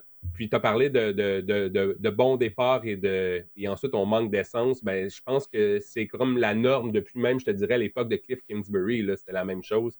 Et je pense qu'on va voir le vrai visage des Cards cette semaine. Je prends les 49ers pour l'emporter dans ce match. Les Bengals Dernière ont une chose, fiche Marc-André, avant d'enchaîner, Vas-y. juste avant d'enchaîner, une chose que je veux dire à propos de Mac Jones, j'ai hâte de voir ce départ-là pour Mac Jones. Comme je l'ai dit, moi j'aime bien la défense des Cardinals, mais là, Mac Jones, il est coaché par Kyle Shanahan. Comparativement à Matt Patricia, tu sais, quand il était avec les Patriots, ça c'est quelque chose, non, mais sérieusement, on a critiqué Mac Jones, mais Et le Doug coaching, Peterson. lorsqu'il était... ouais, Doug Peterson l'année dernière, oui, justement, avec les Jaguars de Jacksonville. Puis là, il se retrouve avec Kyle Shanahan. Tu sais, donc, il y a une différence en termes de coaching aussi. Donc, lui, peut-être que ça pourrait être une opportunité pour lui, justement, le fait qu'il est coaché par Kyle Shanahan, de relancer sa carrière, puisque c'est toujours un jeune carrière, là, Mike Jones. Donc, je lance pas la serviette dans son cas. Mac Jones, c'était la potion magique de Brian Thomas. On se rend compte de ça. Mais ça, c'est un autre sujet pour plus tard. Ouais, on va en podcast. parler, oui. Oui, donc, les Bengals de Cincinnati à 2-0. Hein? Les Bengals 2-0 cette année, la première fois sous l'ère Zach Taylor. Ouais, mais... vont affronter les Vikings et leur fiche de 1-1. Ce sera un duel impitoyable entre Jake Browning et Carson Wentz. Ça change vite les choses dans la NFL. Tu vois, là, deux carrières écoute, réservistes Didier, on a même une question. On a même une question là-dessus, je vais te lancer. D'ailleurs, les Vikings sont favoris par 3,5 au preneur au livre. On a reçu une question de Maxime via Instagram qui justement parle de Carson Wentz. Avant de t'entendre là-dessus, il demande, est-ce que si Wentz joue bien pour les Vikings, on pourrait parler de potentiel changement de partant au poste de carrière chez les Vikings? Didier, t'en penses quoi? Jake Browning, Carson Wentz, la parole est à toi. Merci Maxime de nous avoir envoyé une question. On vient de parler de Mac Jones. Je viens de dire que c'est une opportunité pour Mac Jones afin de relancer sa carrière. C'est la même chose pour Carson Wentz. Là, il va être coaché par Kevin O'Connell. Kevin O'Connell, c'est un vrai gourou des carrières. Là. On l'a vu depuis qu'il est entraîneur-chef. Il a gagné des matchs avec Josh Dobbs, notamment. Il sait comment préparer ses carrières. Il a relancé la carrière de Sam Darnold. Mais toutefois, Carson Wentz, qu'est-ce qu'on entend de lui? Pourquoi il se promène d'une équipe à une autre? C'est que Carson Wentz, il a la tête dure. Il est très téméraire. Il n'accepte pas le coaching. On tente de corriger des choses avec lui, que ce soit au niveau de sa mécanique, de sa prise de décision. Puis, il fait à sa tête. Même si... Puis là, il y a plusieurs entraîneurs qui ont lancé la serviette dans son cas. N'oublie pas que Carson Wentz a passé du temps avec les Rams. Puis Sean McVay... il en voulait plus. C'était comme carrière réserviste. Puis là, on se dit, peut-être qu'il va pouvoir relancer sa carrière. Même Sean McVay a lancé la serviette dans le cadre de Carson Wentz. Alors, j'ai bien hâte de voir les choses. Mais si Wentz n'est pas en mesure de relancer sa carrière, parce que là, il va obtenir plus d'un départ. Là. C'est une entorse à une cheville que J.J. McCarthy a eu. Si ça ne marche pas avec les Vikings de Minnesota, sous Kevin O'Connell, avec Justin Jefferson, avec Jordan Addison éventuellement qui va revenir au jeu, Carson Wentz...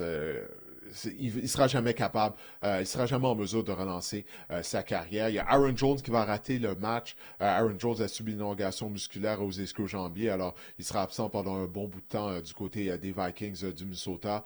Mais c'est la dernière chance pour Carson Wentz, selon moi. Tu sais, on l'a mis sous contrat très tard lors du camp d'entraînement. C'est la dernière chance au niveau de sa carrière. Donc, tu ne penses pas que Carson Wentz sera un roux, âge important des Vikings, t'as pas dessus. Mais pour répondre à Maxime, Didier, penses-tu que si Carson Wentz connaît du succès, est-ce qu'on va pouvoir peut-être penser à effectuer un changement là, au retour de c'est ça la question, oui. Ouais. Ça ramène dans on le va voir. Oui, c'est ça, oui. Écoute, bon, c'est très tôt. On n'a pas encore vu Wentz jouer dans l'uniforme des Vikings du Minnesota, mais c'est une très bonne question de la part de Maxime. Parce que, ça a vraiment été difficile pour J.J. McCarthy lundi soir contre les Falcons d'Atlanta. Il avait l'air d'une recrue, là. OK, il avait vraiment l'air d'une recrue. Puis quand tu regardes ça, là, on a 8 quarts, on a un échantillon de 8 quarts.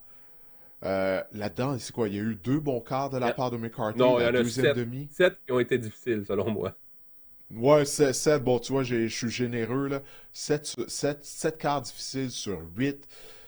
Pour les Vikings du Minnesota, c'est une bonne question. Écoute, j'ai pas de réponse parce qu'on n'a pas encore vu jouer Carson Wentz. Mais on va devoir se poser la question si Wentz joue bien. Parce que McCarthy avait vraiment pas l'air d'être prêt contre les Falcons d'Atlanta. Encore une fois, je le répète, mais ça change vite du côté de la NFL. Et du côté des Bengals, peut-être parler de Jake Browning, là, qui est quand même un corps compétent. Là. Je pense pas que les Bengals, la saison est achetée aux poubelles en l'absence de Joe Burrow. Lorsqu'il a pris la relève de Joe Burrow en 2023, fiche de 4-3 comme partant, Browning, qui avait complété plus de 70% de ses passes. Donc, en termes de corps réservés dans la NFL, je pense que Jake Browning se situe dans le top 5 assurément des corps réservés dans la NFL. Par contre, moi, je choisis les Vikings pour l'emporter. Duel entre Ja'Marr Chase et Justin Jefferson, les 2 anciens coéquipiers à l'université LSU, et je pense que Jefferson va l'emporter. On a une divergence d'opinion parce que moi, j'ai mis la saison des Bengals dans la corbeille. Avant même le début de la saison, tu sais, je t'avais dit qu'est-ce que je pensais des Bengals, étant donné qu'on n'a rien fait pour améliorer la défense. Puis là, eux, ils ont besoin de marquer au moins 30 points par match. Là. OK, on sait défensivement, ils sont pas bons. Puis là, Joe Burrow, sa saison est possiblement terminée. On parle d'une absence de 3 mois en raison d'une blessure à un orteil. On va pas marquer 30 points toutes les semaines, Marc-André, avec un Browning au poste de quart, même si, comme tu viens de le mentionner, c'est un bon carrière réserviste. Si je ne me trompe pas, il a une fiche de 4 victoires, 3 défaites à titre de carrière partant des Bengals de Cincinnati. Il a été en mesure de les mener à une victoire. Bon, il a été victime de 3 interceptions, mais il a été responsable de 3 touchés. Mais à cause de la défense, c'est absolument rien contre Browning, parce que je pense vraiment que Browning nous a démontré qu'il est compétent. C'est un carrière professionnel. Mais la défense ne va pas tenir le coup. Là. Peut-être qu'elle va tenir le coup sur Wentz, ça va être son premier départ comme carrière des Vikings. Peut-être que ça va bien aller pour une semaine, mais j'ai aucune confiance. Je l'ai dit pendant toute la saison morte, j'ai absolument aucune confiance en la défense des Bengals de Cincinnati. Maintenant, on ne va pas marquer autant de points qu'on le ferait avec Joe Burrow. Alors non, moi, je mets la saison dans la corbeille. Je sais qu'on a déjà 2 victoires en poche. Mais moi, je crois sincèrement que les Bengals vont rater les éliminatoires. Je ne vois pas comment cette équipe-là va participer aux éliminatoires sans Joe Burrow. Les Texans de Houston, avec une fiche de 0-2, vont affronter les Jaguars. Je choisis les Vikings en passant. Je ne sais pas si je l'ai dit. Excuse-moi. Je pense que je ne l'ai pas dit. Je choisis les Vikings pour l'emporter. Ouais. Donc, les deux, on a les Vikings. Les Texans à 0-2 vont affronter les Jaguars à 1-1. C'est un duel de division, évidemment. Et je vais te lancer avec la question d'Émile Filiatro qu'on a reçue via Instagram. Il nous dit « Salut Didier, j'espère que tu vas bien. Que penses-tu de Brian Thomas Jr. et son début d'année catastrophique? Doit-on s'inquiéter ou attendre de voir si la connexion est là avec Trevor Lawrence? » Didier, il faut dire que c'est sorti dans les médias plus tôt cette semaine, comme quoi que Brian Thomas jouait en dépit d'une blessure à un poignet. En fait, c'est un peu le loufoque là, comme scène, parce que Liam Cohen a mentionné ça aux journalistes, c'était hier, c'était mardi. Donc, et là, après ça, les journalistes se sont dit, ben là, s'il jouait blessé, comment ça qu'il n'était pas sur le rapport de blessé d'avant-match? Il y a comment fait que c'est ça. Donc, j'ai bien hâte de voir si c'est Une plus erreur pour une d'un entraîneur couverture. recru. Ouais, c'est ça. Ah, ben là, écoutez, fait que là, il y a peut-être une amende qui va suivre avec ça. Mais ça pour dire qu'on dit que Brian Thomas jouait en dépit d'une légère blessure à un poignet. Par contre, Didier, est-ce que ses performances t'inquiètent là, en ce début de saison? Non, ça m'inquiète pas encore parce que il y a juste eu 2 matchs. Faut pas oublier, on a un nouveau système également du côté de l'attaque des Jaguars de Jacksonville. Alors non, ça m'inquiète pas encore. Question de savoir c'est quoi la gravité de cette blessure à un poignet, là, tu sais. C'est ça aussi. Donc non, ça m'inquiète pas, mais ça va m'inquiéter si jamais cette blessure-là perdure du côté de Brian Thomas Jr. Moi, je voudrais te parler de Travis Hunter parce que ça m'inquiète Oh, beaucoup plus que Brian Thomas Jr. Souviens-toi, lors du repêchage, tout ce qu'on a dépensé afin de repêcher Travis Hunter. Je vous rappelle, les Jaguars de Jacksonville n'ont pas de choix de première ronde au repêchage en 2026. Ils ont donné ce choix-là afin de grimper au classement et de repêcher Hunter. Mais là, l'utilisation de Travis Hunter, Marc-André, j'ai ça ici. Il a joué 42 jeux en attaque la semaine dernière, 30 en défense. Ça marche pas jusqu'à présent. Là. Je pense vraiment qu'il faut qu'on choisisse une position. Là. On doit choisir une position pour Hunter. Là. Parce que de jouer aux 2 positions, ça fonctionne pas. Puis on l'a vu, il a concédé une passe semblait perdue en fin de match. Tu sais, quand tu joues à la position de demi-de-coin, la communication au niveau de la tertiaire, c'est tellement clé. Mais là, lorsque tu es là à temps partiel, tu sais, c'est pas vrai, là, que tu vas me dire que tu es au courant de tous les ajustements au niveau du plan de match, que tu es capable de bien communiquer avec les autres demi-défensifs. Donc, ça fonctionne pas. Jusqu'à présent, là, je vois pas d'impact de la part de Travis Hunter et je le blâme pas. C'est au niveau de l'utilisation. Puis moi, je continue de croire qu'il est un meilleur demi-coin qu'un receveur de passe. Mais là, pour l'instant, il n'y a pas d'impact à aucune des 2 positions. mhm. Il s'est fait brûler, je pense, en fin de match aussi. Là, il était responsable là, sur Ouais. le toucher victorieux des Bengals.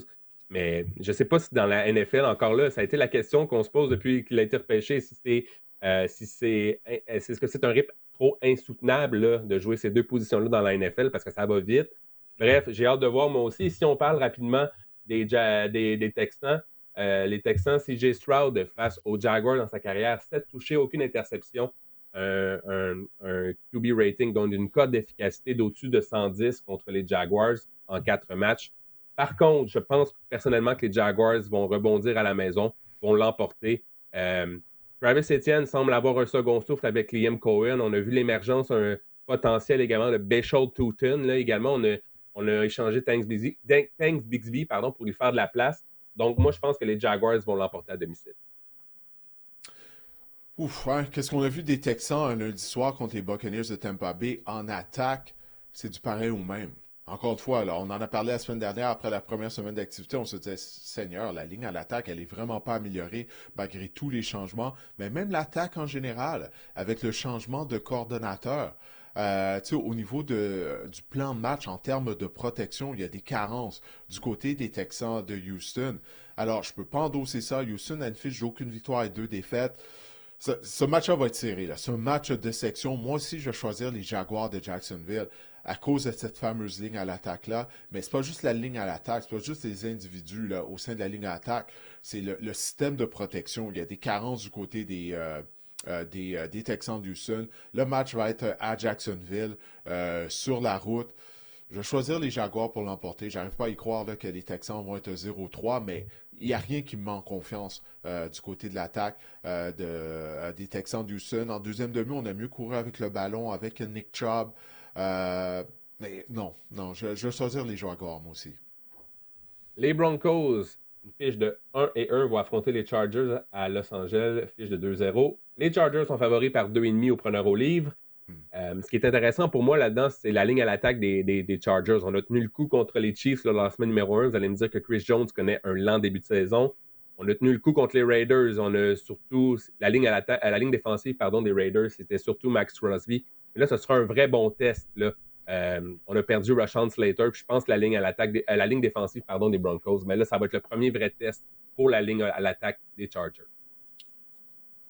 Oui, non, c'est vrai, tu fais bien de le mentionner. J'ai bien hâte de voir ça là, au niveau des tranchées. Ça a été une très bonne performance de la part des Chargers à Las Vegas contre les Raiders. Mais bon, Ça a aidé que Geno Smith a fait cadeau du ballon. Il a été victime de 3 interceptions. Première passe de Smith, intercepté immédiatement. Mais la tertiaire des Chargers a également vraiment bien joué. Ben, Justin Herbert, Marc-André, on sait à quel point il est talentueux. La force de son bras, son gabarit, il est mobile, il a tous les atouts recherchés à la position de carrière. Mais ça, c'est un joueur qui a le potentiel éventuellement d'être joueur par excellence de la NFL. Puis là, avec le début de saison qu'il connaît, j'ai bien hâte de voir la suite des choses à part de Justin Herbert, parce qu'il m'a l'air de carrière qui est prêt là, à passer à l'étape suivante. Là. Ça fait un bout de temps qu'on attend ça. Tu sais, des fois, il y a certaines déceptions. Il y a tellement de grandes attentes à la suite de l'excellente saison recrue qu'il avait eue. Mais je pense qu'on est en train d'assister à Justin Herbert qui est en train de, c'est ça, là, de passer à l'étape suivante. Moi, je vais choisir les Chargers pour l'emporter dans ce match-là. Oui, Justin Herbert, top 5 en ce moment après 2 matchs pour les verges par la passe dans la NFL. Parce que l'attaque des Broncos, Didier, moi, elle m'inquiète un peu. On a juste un ratio de 5 verges par jeu. C'est à peu près en milieu de peloton dans la NFL. On a joué un meilleur match du côté de Bo Nix et l'attaque, mais j'ai pas été convaincu par l'attaque de Sean Payton en début de saison. Fait que c'est pour ça que je choisis les Chargers qui vont l'emporter, qui vont être 3-0 après cette semaine. Ouais, Bonix a rebondi après sa mauvaise performance la première semaine d'activité. 3 passes de toucher. Il a été victime d'une interception contre les Colts. Moi, je choisis les Broncos. Parce que je pense qu'ils vont être en mesure de mettre du stress sur la ligne à attaque des Chargers, beaucoup plus que les Raiders la semaine dernière. Donc ça va être un match serré, le match de section encore une fois. Moi, j'y vais avec Denver. Donc on a des choix différents là, jusqu'à présent. Donc j'espère que ça va rapporter en ma faveur. Ben oui, il faut. Là. Non. On peut pas toujours être en accord. Non, effectivement. Donc on poursuit en rafale. Les Dolphins, fiche de 0-2, vont affronter les Bills à 2-0. C'est le match du jeudi soir. Les Bills favoris par 12,5 au preneur au livre. Vraiment, les Dolphins, c'est un match crucial. C'est un match sans lendemain, surtout pour Mike McDaniels, l'entraîneur-chef des Dolphins. Les Bills, Didier, ont remporté les 4 derniers duels entre les deux équipes par une moyenne de près de 15 points d'écart. Donc, moi, je choisis les Bills pour continuer dans la même veine. Et les Dolphins vont être 0-3 et la pagaille est pris, et tu connais la chanson, ce n'est pas gay la pagaille, Didier. Non, je ne connais pas la chanson, mais il n'y a rien de fun quand il y a la pagaille. Non, c'est de qui, ça? Aïe, aïe, aïe, aïe, aïe, ce n'est pas gay la pagaille. Ok, là, je regrette de ne pas connaître cette chanson-là, parce que là, ça t'a ouvert la porte pour chanter. Morane. Mais... Morale, ok, ouais, je suis pas très musique francophone, peut-être pas autant que toi, donc ça manque à ma culture. Écoute, moi, jeudi soir, je vais être à Toronto, les Alouettes jouent vendredi contre les Argonauts. Alors, j'ai déjà prévu ma soirée, je vais écouter la première demi, puis à la mi-temps, je vais pouvoir fermer mon téléviseur, aller me coucher, parce que le match va déjà être terminé. C'est ce que j'anticipe. Écoute, je vois pas comment les Dolphins vont gagner ce match-là, à Buffalo en plus, avec la foule survoltée. La seule bonne chose du côté des Dolphins, c'est que finalement, Tyreek Hill a réussi une réception pour plus de 30 verges. La semaine dernière contre les Patriots, c'était sa première réception de plus de 30 verges en plus d'1 an, imagine-toi. Victoire des Bills, facilement en plus. Les Bills, on s'est vraiment ressaisis. Je voulais juste apporter un autre point. On s'est vraiment ressaisis contre le jeu au sol après avoir été piétiné par Derrick Henry. On a limité le duo Brandon Allen et Breece Hall à 40 verges sur 12 portées. Les Dolphins, 29e pour les verges au sol en ce début de saison. Je pense que les étoiles s'alignent là, pour que les Bills l'emportent jeudi soir. Les Steelers, avec une fiche de 1-1, vont affronter les Patriots en Nouvelle-Angleterre à Foxborough. Fiche de 1-1 également. Et on a une question de Jérémy Robert sur Instagram qui nous demande: que doit faire la défense de Pittsburgh pour atteindre son plein potentiel, autant contre la course que contre la passe? Est-ce qu'elle a un potentiel, Didier, cette défense-là? Moi, c'est plus ça la question que je me pose. Ça, c'est une des grandes déceptions pour moi depuis le début de la saison. L'unité défensive des Steelers qui était supposée être une force. Puis là, en plus de ça, on a des blessés. Là. On a perdu plusieurs joueurs au cours de la rencontre la semaine dernière. Les Steelers en général, écoute, on n'est pas capable d'arrêter la course depuis le début de la saison et on n'est pas en mesure de courir avec le ballon, d'être productif avec le jeu au sol. Malgré le fait qu'on a repêché Caleb Johnson, il est allé d'une bourde au niveau des unités spéciales. Mais Mais on a autant d'ennuis à courir avec le ballon qu'on en avait l'année dernière avec Najee Harris lorsqu'il était notre porteur de ballon numéro 1. On a accordé 32 points lors de la première semaine d'activité, 31 points la semaine dernière, au sol 182 et 117 verges. Là, ça ne va pas s'améliorer avec les nombreux blessés qu'on a du côté de l'unité défensive. Écoute, puis là, ça devient évident, là. Après DK Metcalf, il n'y a rien là, en termes de receveurs éloignés. Écoute, Calvin Austin, une réception pour 22 verges la semaine dernière. Je vais tout de même choisir Pittsburgh pour gagner. Je le fais vraiment à reculons, là, Marc-André. Tu as vu les yeux de Mike Tomlin en conférence de presse d'après-match? Je ne sais pas si tu as vu quand on lui a posé la question sur Caleb Johnson. Il a dit que c'était une erreur de recrue. Là, puis, écoute, les yeux avaient des fusils. Ils sortaient de la tête, quoi? Ah oui? Ouais, Mike Tomlin, là, il dit c'est une erreur de recrue faite par une recrue. Puis, tabarouette. Et c'était pas facile. Marc-André, là, peu importe la ligue dans laquelle tu joues, sur un botté d'envoi, là, le ballon, du moment que le ballon est botté, en expression football, on dit le ballon est live. Là, ce qui veut dire que les deux équipes peuvent recouvrir le ballon. Là. C'est pas comme un botté de dégagement, tu peux laisser le ballon bondir, puis l'autre équipe ne peut pas récupérer le ballon. Donc, c'est pas une erreur de recrue, ça. C'est une erreur, point. Peu importe le niveau de football, le règlement est le même sur les bottées d'envoi. Donc, ça peut tout simplement pas arriver. Du côté des Patriots, la ligne à attaque, le côté gauche avec Will Campbell notamment, ça a mieux été que lors de la première semaine d'activité, mais encore une fois, c'était contre les Dolphins de Miami. Bref, en tout cas, moi, j'y vais avec une victoire des Steelers. Et Caleb Johnson, justement, Mike Tomlin a mentionné, je crois que c'est ce matin, qui a dit qu'il ne retournera probablement pas des bottées lors de la semaine numéro 3. Moi, je voulais te parler de la super défense, puis peut-être avoir un complément d'information à la question de Jérémy. La défense des Steelers, depuis la semaine numéro 13 de la saison 2024, donc l'année dernière, ça c'est un échantillon de 8 matchs, un échantillon quand même pas pire. On a alloué en moyenne 28 points par match. C'est beaucoup pour une défense qu'on dit élite, et que tu as parlé des 2 matchs de 30 points depuis le début de la saison accordés. La première fois depuis 2002, qu'on accorde au moins 30 points lors des 2 premiers matchs de la saison. Donc, moi, je pense que la défense, elle est vieillissante. Je pense qu'on parle de potentiel ici. Je pense qu'elle a des carences en défense côté des Steelers. Je pense même qu'on avait des questions sur l'attaque, mais il faut vraiment se poser des questions sur la défense. Moi, je vais choisir les Patriots pour l'emporter, ce match-là, Didier. Puis pour les preneurs au livre, Pittsburgh était favori par 1,5, donc c'est vraiment, on ne sait pas trop sur quel pied danser à Vegas. Donc, moi, je prends les Patriots pour l'emporter à domicile. Les Colts. Merci, Jérémy, pour ta question. Exact. Les Colts, à 2-0, vont affronter les Titans qui sont 0-2. Et là, on a des questions, Didier, sur... Et voilà. Ah, regarde-moi ça! Indiana Jones.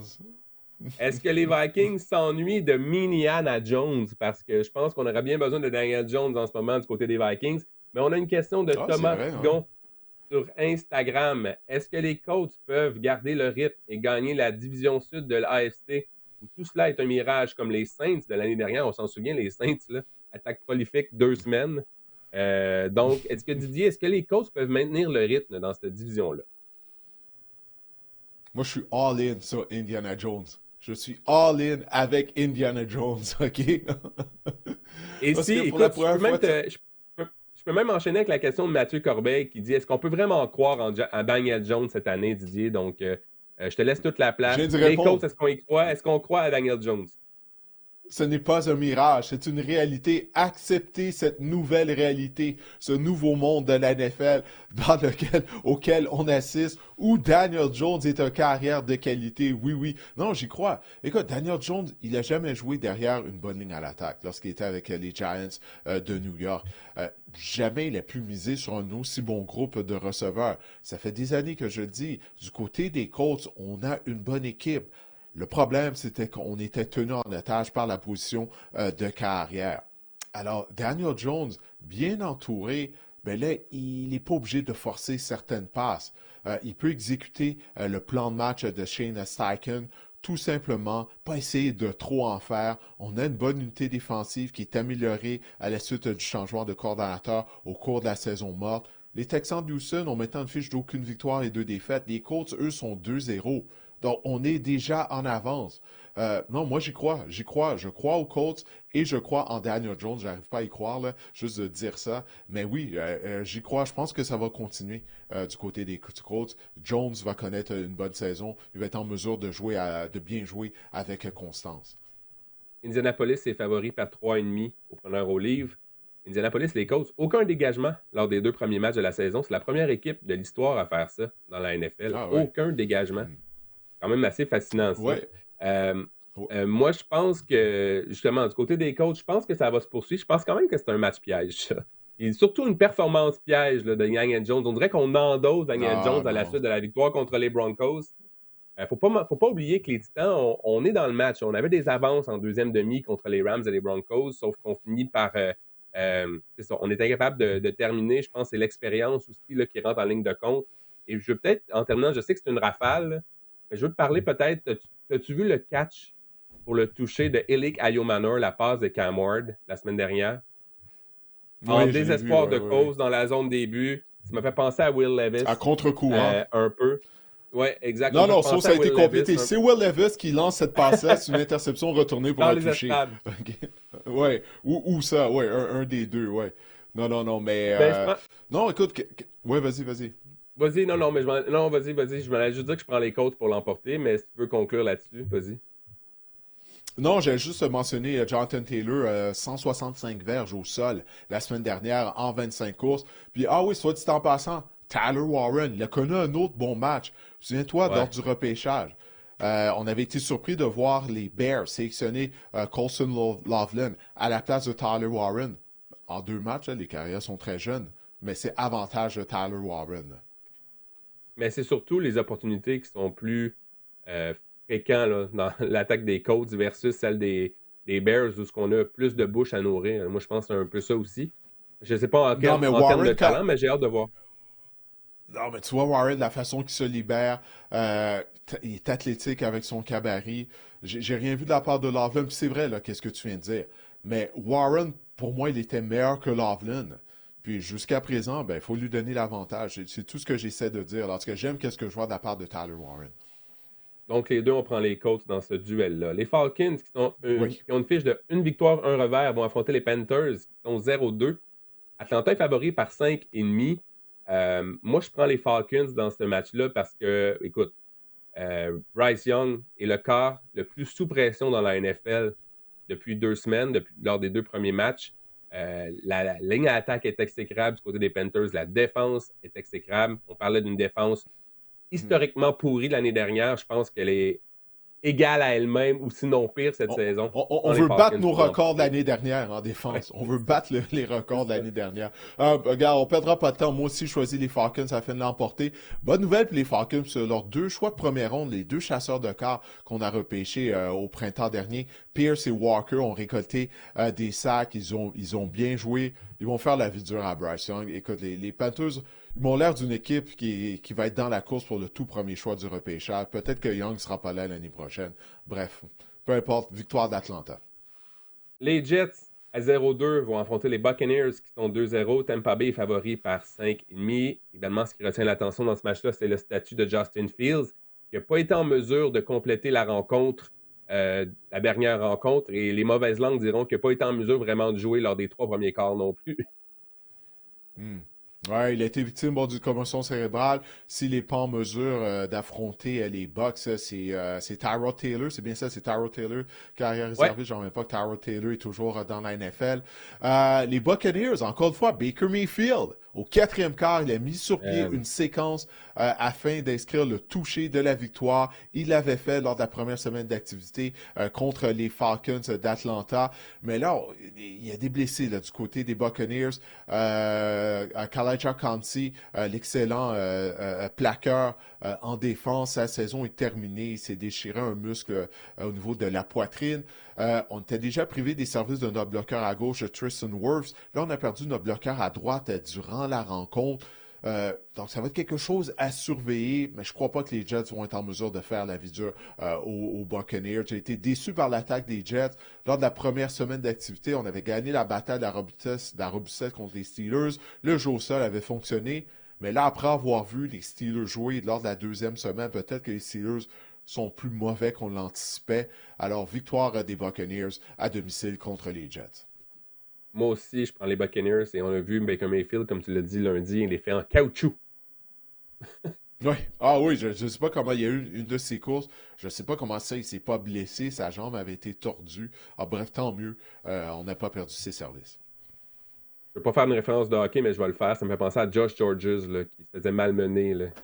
Dans l'époque avec les Canadiens. On disait qu'il était fait en rubber, en caoutchouc. Ben, c'est la même chose pour Baker Mayfield. Les Raiders, avec une fiche de 1-1, vont affronter les... Les Raiders, avec une fiche de 1-1, vont affronter les Commanders à 1-1 également.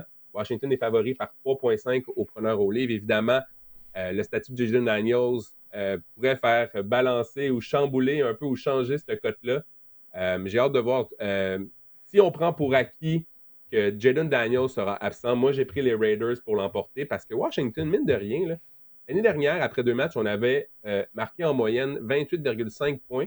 Cette année, on est à 19,5. On savait qu'il allait peut-être avoir une régression dans le cas des Commanders, mais c'est plus difficile.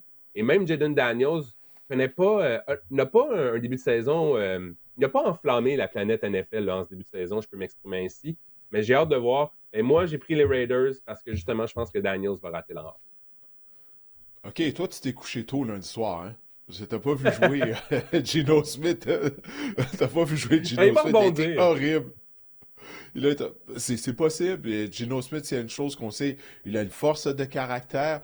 Je choisis les Commanders avec ou sans Daniels. Si Jaden Daniels, on enregistre le podcast le mercredi matin, alors on ne sait toujours pas s'il sera en mesure de jouer, étant donné qu'il est ennuyé par une blessure à un genou. S'il ne joue pas, c'est Marcus Mariota qui sera le carrière partant des Commanders. Le match a lieu à Washington. Je peux pas endosser les Raiders, je peux pas endosser Geno Smith. Je viens de le dire à quel point il a été mauvais lundi soir. Peut-être qu'il sera en mesure de rebondir, mais je choisis les Commanders afin de l'emporter. Et je vais attendre tes excuses la semaine prochaine. Les Packers à 2-0 vont affronter les Browns qui sont 0-2. On a reçu une question de William Gonzalez via courriel qui nous demande « Salut à vous deux, est-ce que vous croyez que Myles Garrett pourrait être échangé? Je trouve dommage qu'un des meilleurs joueurs de ligne de sa génération soit avec la pire équipe de la NFL. Je le verrais bien avec les Eagles. Ah, barouette, moi aussi, si vous voulez mon avis. Donc, Didier, est-ce que Myles Garrett va être échangé? Il faut penser, par exemple, qu'il vient de signer une prolongation de contrat de plusieurs saisons. T'en penses quoi? Follow the money. Follow the money. Il vient de signer une prolongation de contrat. C'est un des joueurs les mieux payés de toute la NFL. En termes du plafond salarial, il n'y a aucune équipe qui peut absorber ce salaire-là à ce temps-ci de l'année. Puis sais-tu quoi? Myles Garrett, il a signé le contrat durant la saison morte, là, au début, lorsqu'il voulait avoir un nouveau contrat, il a dit « Ah non, j'ai joué mon dernier match dans l'uniforme des Browns. » Une semaine plus tard, il signe la prolongation de contrat. Clairement, c'était juste une stratégie pour mettre de la pression sur Cleveland. Il a eu son argent, il a signé le contrat. Ben, c'est lui a terminé sa carrière à Cleveland. Il a fait son choix. Victoire facile des Packers. Ils vont écraser les Browns. Je pense pas qu'on est obligé de passer plus de temps là-dessus. Les Packers sont une des meilleures équipes de la NFL. Les Browns sont une des pires. Ils vont juste faire une bouchée. Sérieusement, là, ça va pas être beau à voir là, ce match-là. Les Packers vont écraser les Browns. Green Bay favori par 7,5. Moi aussi, je prends les Packers. Et même avec 7,5, j'aurais pris les Packers. Saints à 0-2 vont affronter les Seahawks à 1-1. Seattle est favori par 7,5. Seattle, à domicile, lors de leurs 10 derniers matchs, si on monte à l'année dernière, fiche de 3-7. Par contre, c'est les Saints. Je prends les Seahawks pour l'emporter. Tu vois, on a beaucoup plus de succès sur les terrains adverses qu'à domicile. Là. C'est une tendance. Étonnamment, avec le 12e joueur et tout. Là. Oui, c'est ça. Hein? Ben, il n'y a pas le Legion of Boom, par contre, là, comme à l'époque. Mais Kenneth Walker, 13 courses, 105 verges, 1 touché. Il avait l'air explosif contre les Steelers de Pittsburgh la semaine dernière. Jackson Smith, Njigba, pour un deuxième match de suite, connaît un excellent début de saison, 100 verges par voie de réception. Spencer Rattler démontre des belles choses quand même pour son carrière des Saints. Ouais, mais choisis les Seahawks aussi là, à domicile. C'est une opportunité pour eux justement pour aller chercher un rare gain dans leur domicile face aux Saints. Les Cowboys, fiche de 1-1, vont affronter les Bears, qui sont 0-2. Les Bears sont favoris par 1,5. C'est quasiment kiff-kiff là aussi. On a reçu une question d'Emmanuel Bossé via courriel qui demande c'est cher Bears. C'est cher Bears. C'est cher Bears. Dur à dire, ça. Semble rester ces mêmes chers Bears.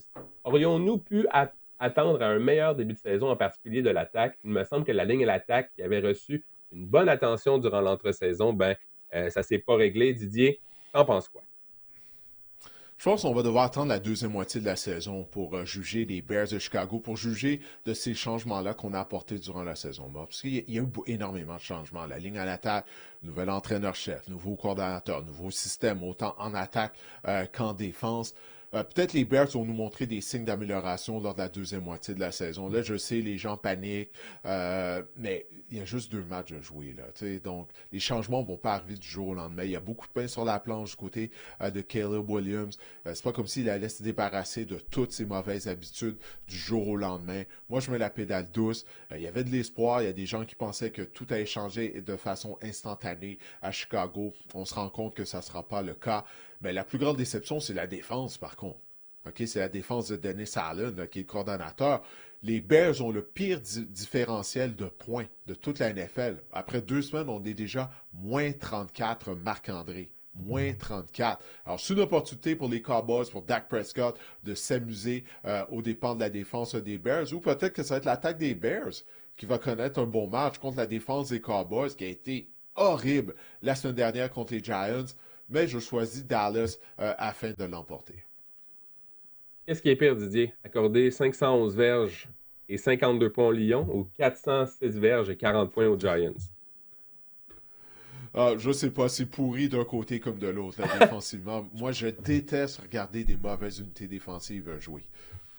Écoute, moi, je vais prendre les Bears à domicile. Je pense que c'est la première victoire de Ben Johnson cette semaine. C'est pas vrai que les Bears vont terminer la saison 0-17. Ça en prend un à un moment donné. Puis, c'est mon feeling.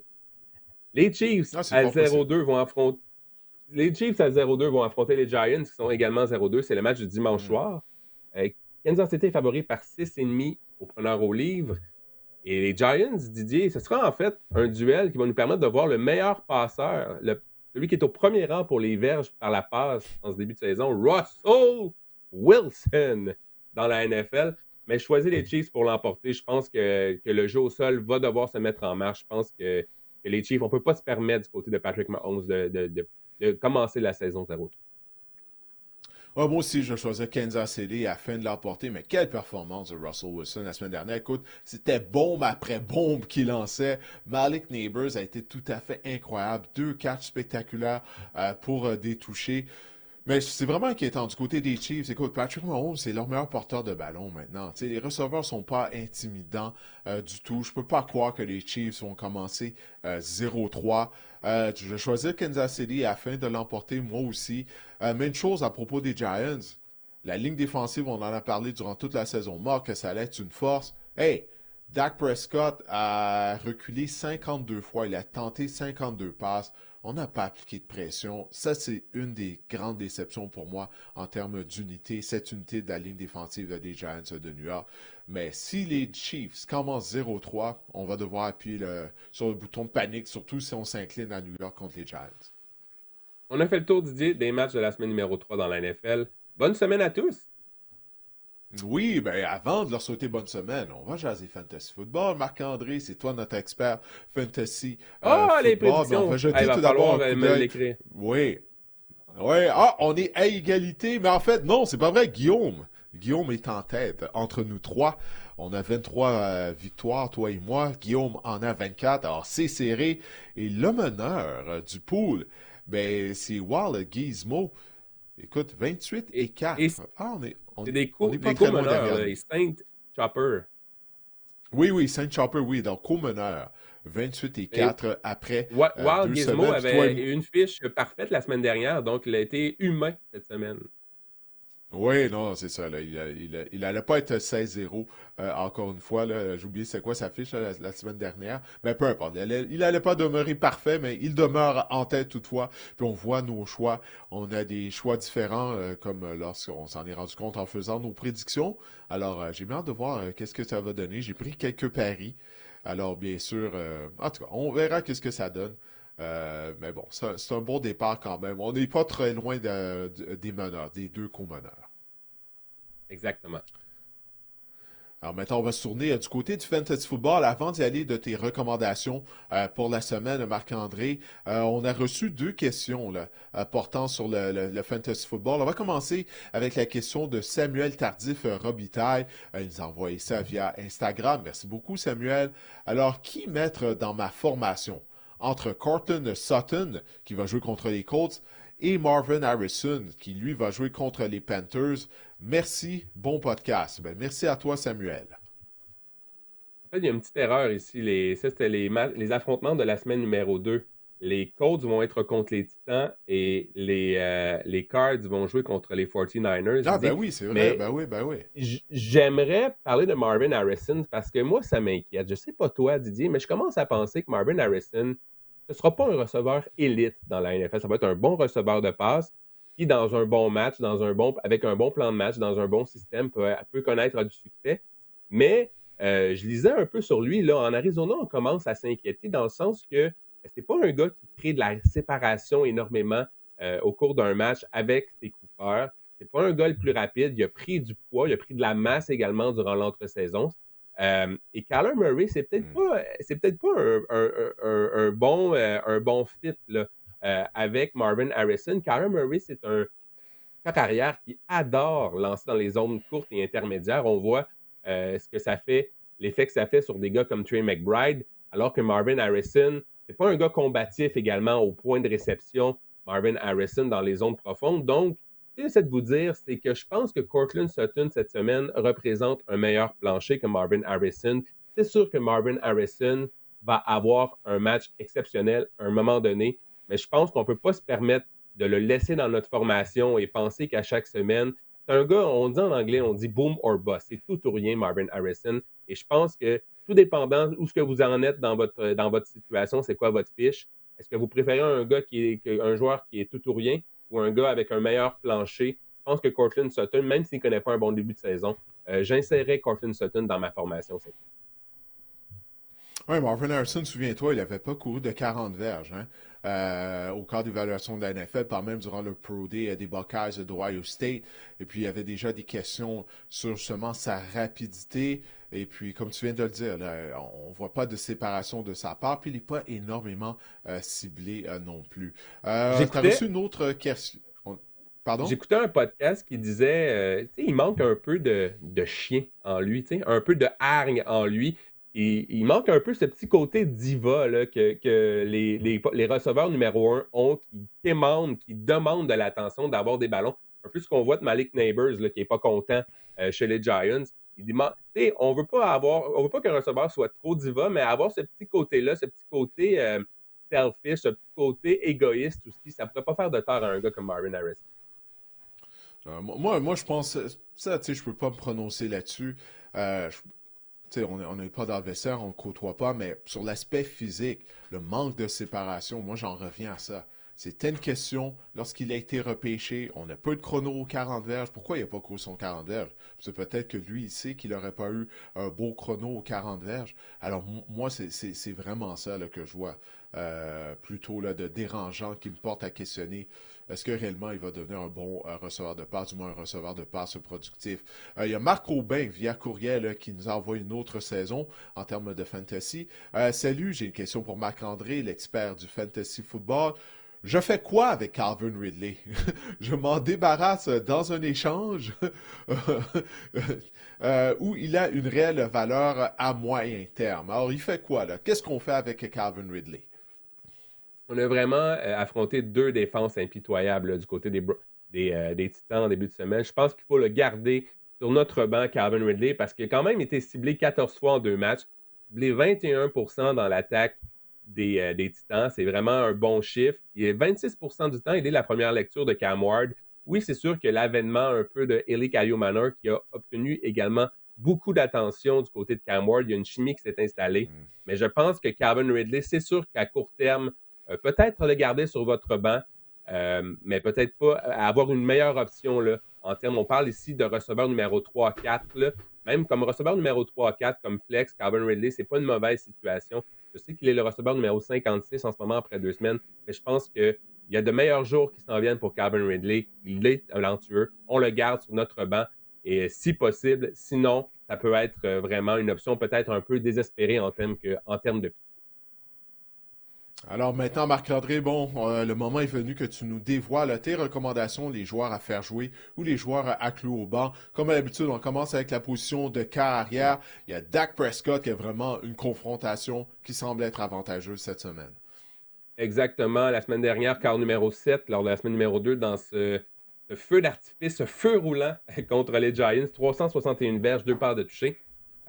Dak Prescott a tenté 43 passes en moyenne par match après 2 matchs. Ça, c'est ça qu'on veut voir. Et on a parlé de l'affrontement contre les Bears qui sont dégueulasses en défense. Au cours de la semaine numéro 3, on a accordé 5 passes de toucher à Jared Goff. Également, on a perdu les services de Jalen Johnson, là, qui est potentiellement notre meilleur joueur dans la tertiaire pour toute la saison. La rumeur court qu'il va rater toute la saison. Donc ça va faire une différence. Ouais. Et les Bears, 28 points alloués en moyenne au quart adverse lors des 2 premières semaines. C'est une excellente semaine pour insérer Dak Prescott dans votre format. Mais c'est pas une bonne semaine, selon toi, afin de faire jouer Trevor Lawrence. Trevor Lawrence, là, j'ai fait des prédictions audacieuses en début de saison, comme quoi qu'il a terminé dans le top 10, puis je commence à... Tu le regrettes déjà? À peut-être regretter de vous avoir dit ça, quoi que c'était audacieux. Donc, je peux m'en sortir comme ça. Quand même, il a terminé dans le top 10 à la position là, de la semaine numéro 2, mais c'était contre les Bengals qui, on sait, qui ont une défense exécrable. Quand même, a été victime de 3 interceptions en 2 matchs. Et ce qui m'inquiète dans le cas de Trevor Lawrence, c'est qu'il y a 6% de ses passes seulement ont été utilisées dans les zones profondes. Donc, l'attaque de Liam Cohen, c'est dans les zones courtes, c'est dans les zones intermédiaires. Et surtout, Trevor Lawrence il est allé à sa première lecture 80% du temps depuis le début de la saison. Donc, l'attaque est un peu prévisible chez les Jaguars de Jacksonville. Et lors de la semaine numéro 3, on affronte les Texans qui ont une fiche de 0-2, qui seront désespérés, qui seront affamés. Et je pense que Houston, on a fait la vie dure à Baker Mayfield qui s'en est sorti, 4 sacs du score. Je pense que c'est pas une bonne semaine pour la ligne à l'attaque et des Jaguars et pour Trevor Lawrence. Maintenant, en position de porteur de ballon, la voie est libre pour Jordan Mason à la suite de la blessure à Aaron Jones. Contre les Bengals en plus, pas beau la vie. Donc oui, Jordan Mason là, est un porteur de ballon vraiment à insérer dans votre formation. À insérer dans votre formation. Justement, on a parlé de la blessure de Aaron Jones. 4,1 verges par course depuis lors des 2 premiers matchs. Et Cincinnati a accordé le 3e plus haut total de points alloués aux porteurs adverses depuis le début de la saison. Et juste de nos yeux vus, là, lors des 2 premiers matchs des Vikings, Jordan Mason, Didier, avait tellement plus de jus, avait tellement plus de jambes que Aaron Jones. Je pense que d'avoir le champ libre là, pour Jordan Mason, ça sera bénéfique. Ce sera une grosse semaine. Je m'attends vraiment à une grosse semaine pour Jordan. Du côté des Patriots de Nouvelle-Angleterre, le demi à l'attaque Trevor Anderson avait fait sensation durant les matchs préparatoires, mais là, depuis le début de la saison régulière, il n'a pas été très productif. Non, son talent est indéniable, mais il commet des erreurs de recrue. On a parlé de Caleb Johnson tout à l'heure. Lui aussi, il a copié de 3 pénalités qui ont été coûteuses lors du dernier match des Patriots. Est-ce qu'il est le porteur de ballon numéro 2 jusqu'à nouvel ordre? Assurément numéro 2, peut-être même numéro 3, parce qu'il a obtenu moins de portée qu'Antonio Gibson, imagine-toi donc. Lors de la semaine numéro 2, il a été utilisé seulement 32% du temps par Mike Vrabel. Vraiment, Ramondre Stevenson, en plus d'avoir connu une semaine numéro 2 exceptionnelle, il est clairement le porteur de ballon numéro 1 de cette franchise-là, de cette concession-là, jusqu'à nouvel ordre.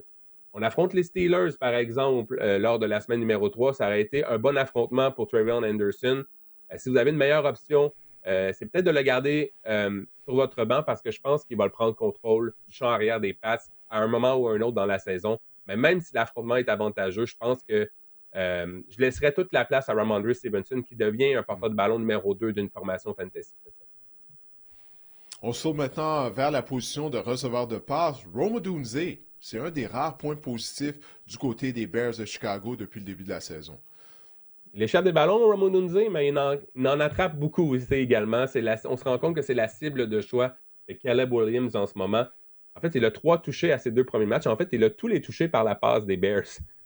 Caleb Williams a 3 passes de toucher, les 3 à Rome Odunze depuis le début de la saison. Lors de la semaine numéro 3, on affronte Dallas.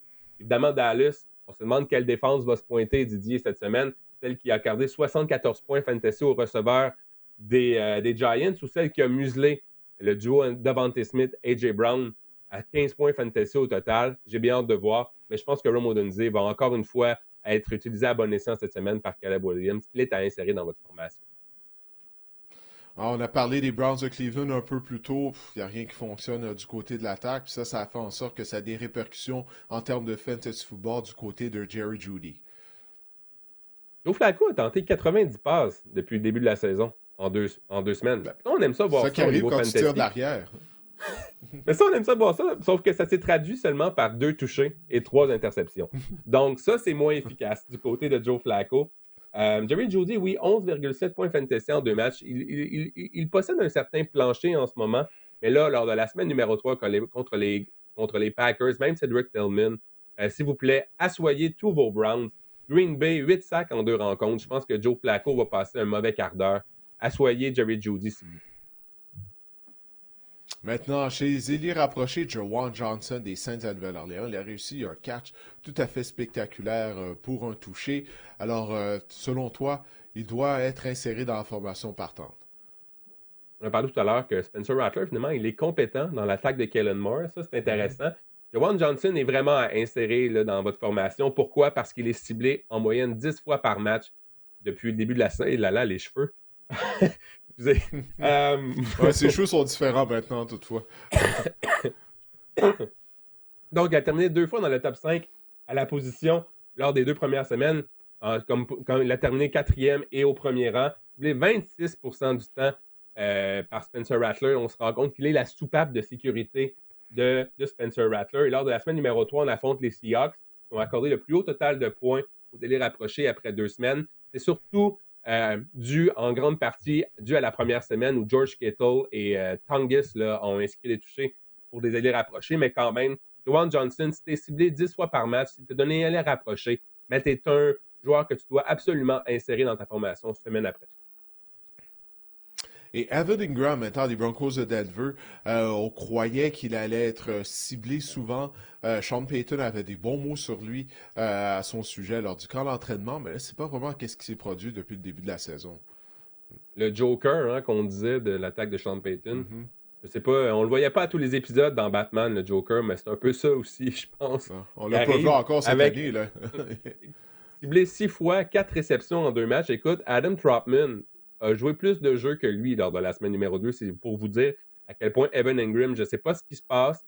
On a beaucoup de bouches à nourrir également du côté des Broncos. On a 2-3 porteurs de ballon qu'on peut utiliser aussi à bon escient. Et lors de la semaine numéro 3, on affronte les Chargers qui sont dans le premier tiers là, pour les points. En fait, dans le dernier tiers pour le plus bas total de points accordés. En fait, non. Ils sont dans le premier tiers pour le plus bas total, dans le dernier tiers pour le plus haut. Bref, je me comprends.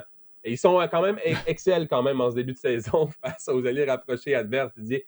Donc, si vous avez une meilleure option que Evan Ingram à insérer dans votre formation, je vous la conseille fortement.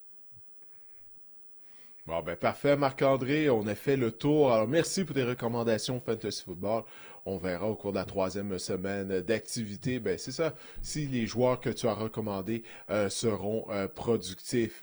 Ben, écoutez, on espère que cet épisode du podcast Le Sac du Quart vous a plu et on vous reparle la semaine prochaine.